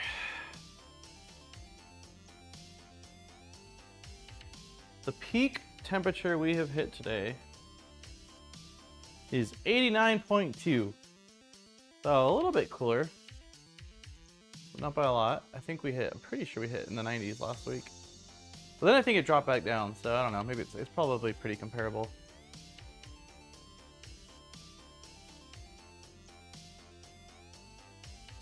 Ooh, I also haven't updated about the garden. No one's asked this week, but I'm going to. Aaron helped to keep things up while I was gone. And when I came back, I found a bunch of stuff.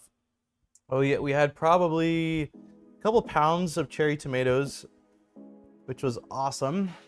I made a pasta sauce yesterday, just no meat, but just like a bunch of cherry tomatoes with basil from the garden. And then I made my first ever hot sauce, which I am really happy about. I actually am going to show you guys. So this was, let's see if we can see it. So the front row right there are all jalapenos. Oh, maybe, come on. Yeah, so some cucumbers, some zooks, a lot of tomatoes, some jalapenos. So yeah, I took the jalapenos and then, we have a really small plum tree, but man, like candy. I'm so happy with that. But yeah, I basically took the jalapenos. It was half a pound of them. Cooked them down with some garlic, olive oil, salt, sugar, and what else? Salt, sugar, and can't think of what the last thing was, but made a hot sauce, and it was absolutely delicious. Yeah, that's all from the garden. I wish I could show you guys like a live tour of it. Yeah, cherry tomatoes for the sauce. I could show you that too really quick. That was the garden. Yeah, the garden's going good. The garden's going really good.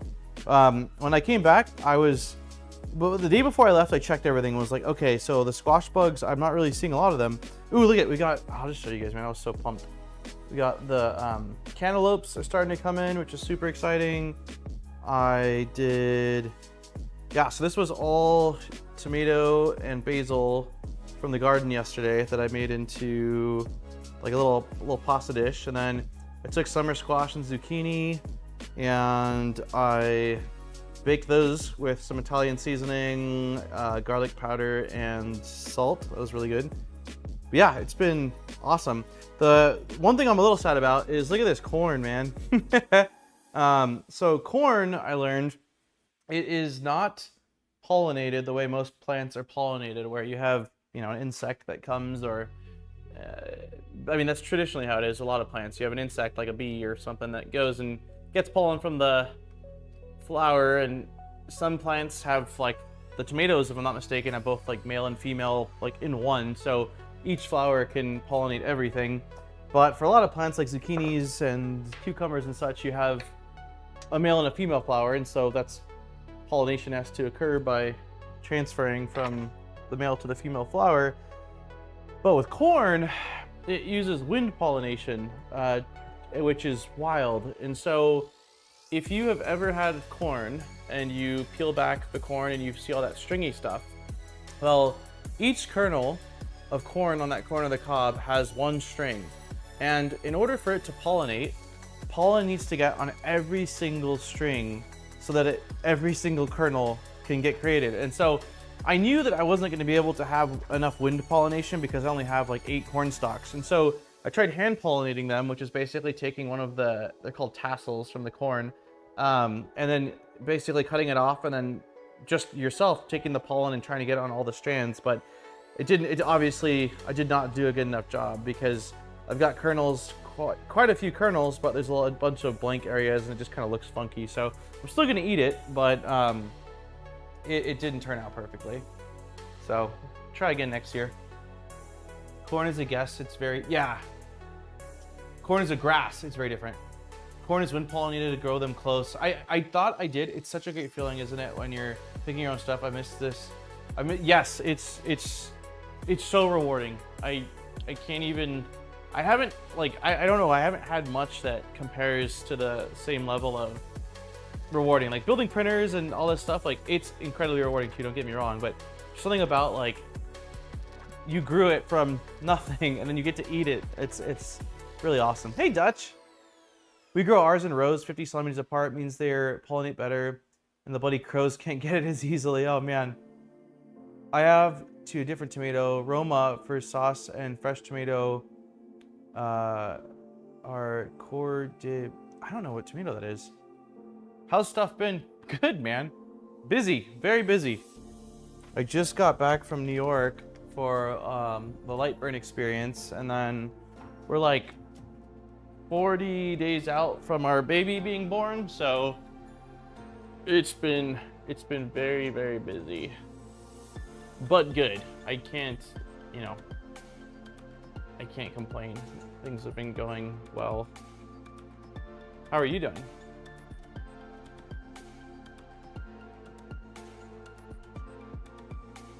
Yeah, for sure the garden has become a major outlet for me as far as like just outlet for happiness, man. I don't know how to describe it other than that. It just makes me so happy. It makes me really frustrated as well, and and all sorts of other things, but I think that anything that can make you really happy also can potentially make you sad or frustrated, right? You need to look up Discord Day. Okay. Holy crap, it's pretty much time to end the stream. I've got to do a few things before we go swimming. Can you, nice, can you shoot me a message in Discord with the name of that tomato variety? I will look it up. I just don't want to forget it. And I don't think I'll be able to just remember how to spell it based off of the name.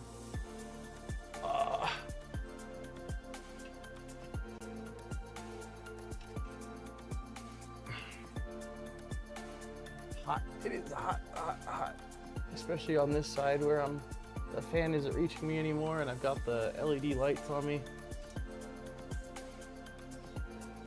So it's like 3D, it is like 3D printing.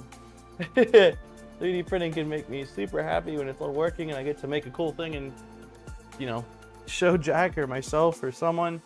It can also make me super frustrated when I'm just trying to, or need like a simple part and everything goes wrong. Yeah.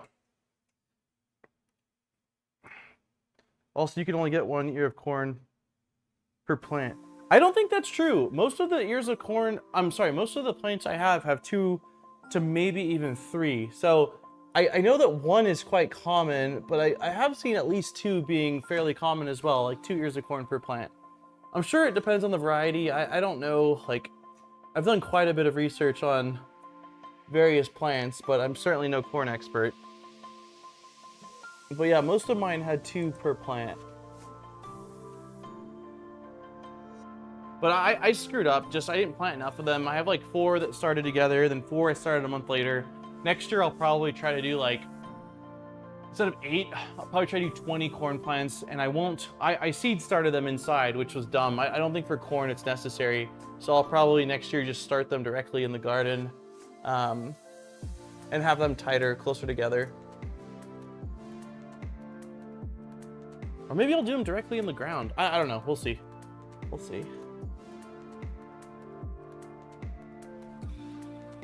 But yeah, corn's definitely a tricky one. Corn's tricky, and then all brassicas. I had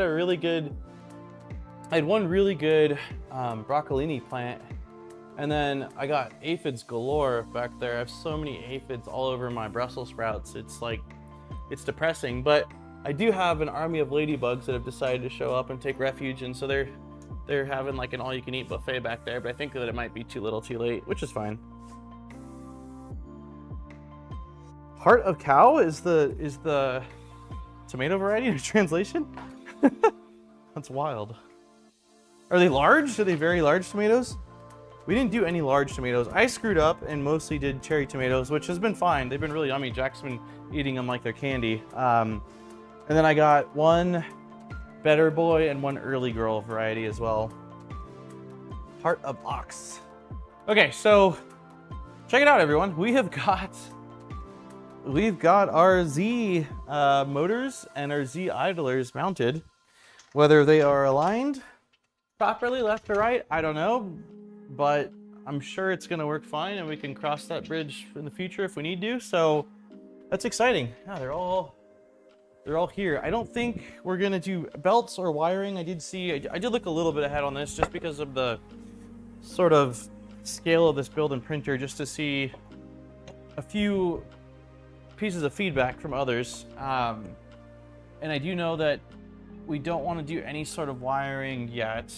I think originally they had you run some wires, like place this the axis on top of the profile frame flush with the upper profile. Pay attention to distinguish between left and right. Assemble is shown. Quantity left, yep, diagonally the same. Pay attention to the idling direction. Motor and idler wheels must be consistent. Okay, yeah, I think that's fine. It looks like, let me just make sure. From what I can tell, yeah, that looks like we did that correctly. But from what I can tell, the plug, and I don't know if the plug will be modeled into this, but it looks like the plug is sticking out on all of these. So plug should be right here. Yeah, which it is. Cool. Yeah, so I got it right, I think. Sweet. So what is next in this build? Gantry components. Is there Eye of Newt? Yes, they are huge and really tasty. Yeah, I really wanted to do some bigger ones for things like hamburgers or sandwiches, but we'll see. This is going to be very interesting to build, partially because I took the quartz slab back upstairs, which I don't want to bring it back downstairs, but I can. And partially, maybe what we'll do is build all of the components for this next week, and then I will take them upstairs after the stream and basically attach all the extrusions, so that way I can, because I don't really want to move this cube off the table and then put it back on after doing it, and I would need that space. So that might be what we do, is basically next week we'll do all of this motor assembly stuff, and then I'm sure it'll take us most of the stream because it'll have to do, is it 4 of them or? And then we can even do this, but I won't actually connect the pieces together until after stream. That's probably what we'll end up doing. Maybe. Yeah, that's probably what we'll end up doing.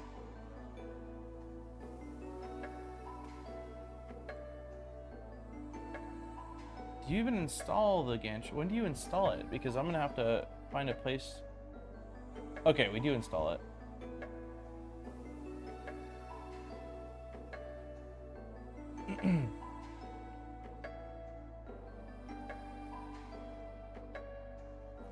Maybe what we can do, I don't know for certain, but maybe what we can do is get these parts built, and if there's enough time left over, since I'm going to be doing this on my own upstairs, the rails, we jump over to the next section, which is starting to get the bed components in place. And hopefully, I imagine I can get the gantry in even with the bed in place. That might bite me, but I'm assuming I can. So maybe we'll just move forward to bed after that. I think that's a good plan. That gantry looks like it will be fun to de-rack. Yeah, I'm sure of it. All right, y'all, I think we'll call it here. We got the Z done other than the belts for it today, but it looks like the belts we don't do until after the gantry. So next week, the game plan is going to be to do like the AB motor mounts and all of the motion pieces, like attachment pieces for the AB gantry. And then I will end up putting the rails, or I'll end up doing the linear rails and extrusions for that probably off stream, just because I don't have space here unless I take this thing and move it and then move it back. But it's starting to get heavy to the point where like I just don't want to move this. This is the only space I can work. So we'll build all the smaller components for it and then move on to doing the bed. And then between next week's stream and the stream after, I will have installed those pieces on the extrusions and then put them For the baby fund. on the printer so we can continue off of there. So nice. Thanks, man. Thank you, buddy. I appreciate it, man. Thank you so much for the baby fun. We're getting really close. We're getting really close. Aaron had a doctor's appointment this morning and everything seems fine. So yeah, I don't know what the next steps are. In 3 weeks, we have our final ultrasound, and yeah, we are getting closer to the due date. When I see you guys next, we'll basically be like 30 days out, which is crazy. Hey, hon, I thought you were sleeping. Thanks for this on stream. Take care, sleep well, and dream of large printers. Yeah, thank you all for hanging out. I appreciate everybody for all the chat, everyone that liked, to our members, our new members, our old members, all the gifted memberships. Thank you for our donations.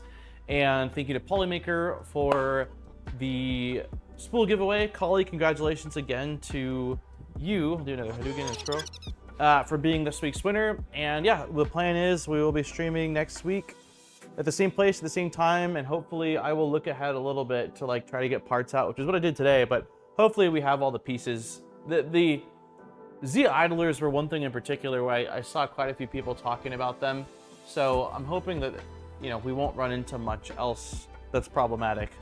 That's the goal. So have a good week. Take care. Back to washing windows for me. All right, Tuxedo. Bye, Tuxedo. Bye, Nice. Bye, everybody. See you guys next time.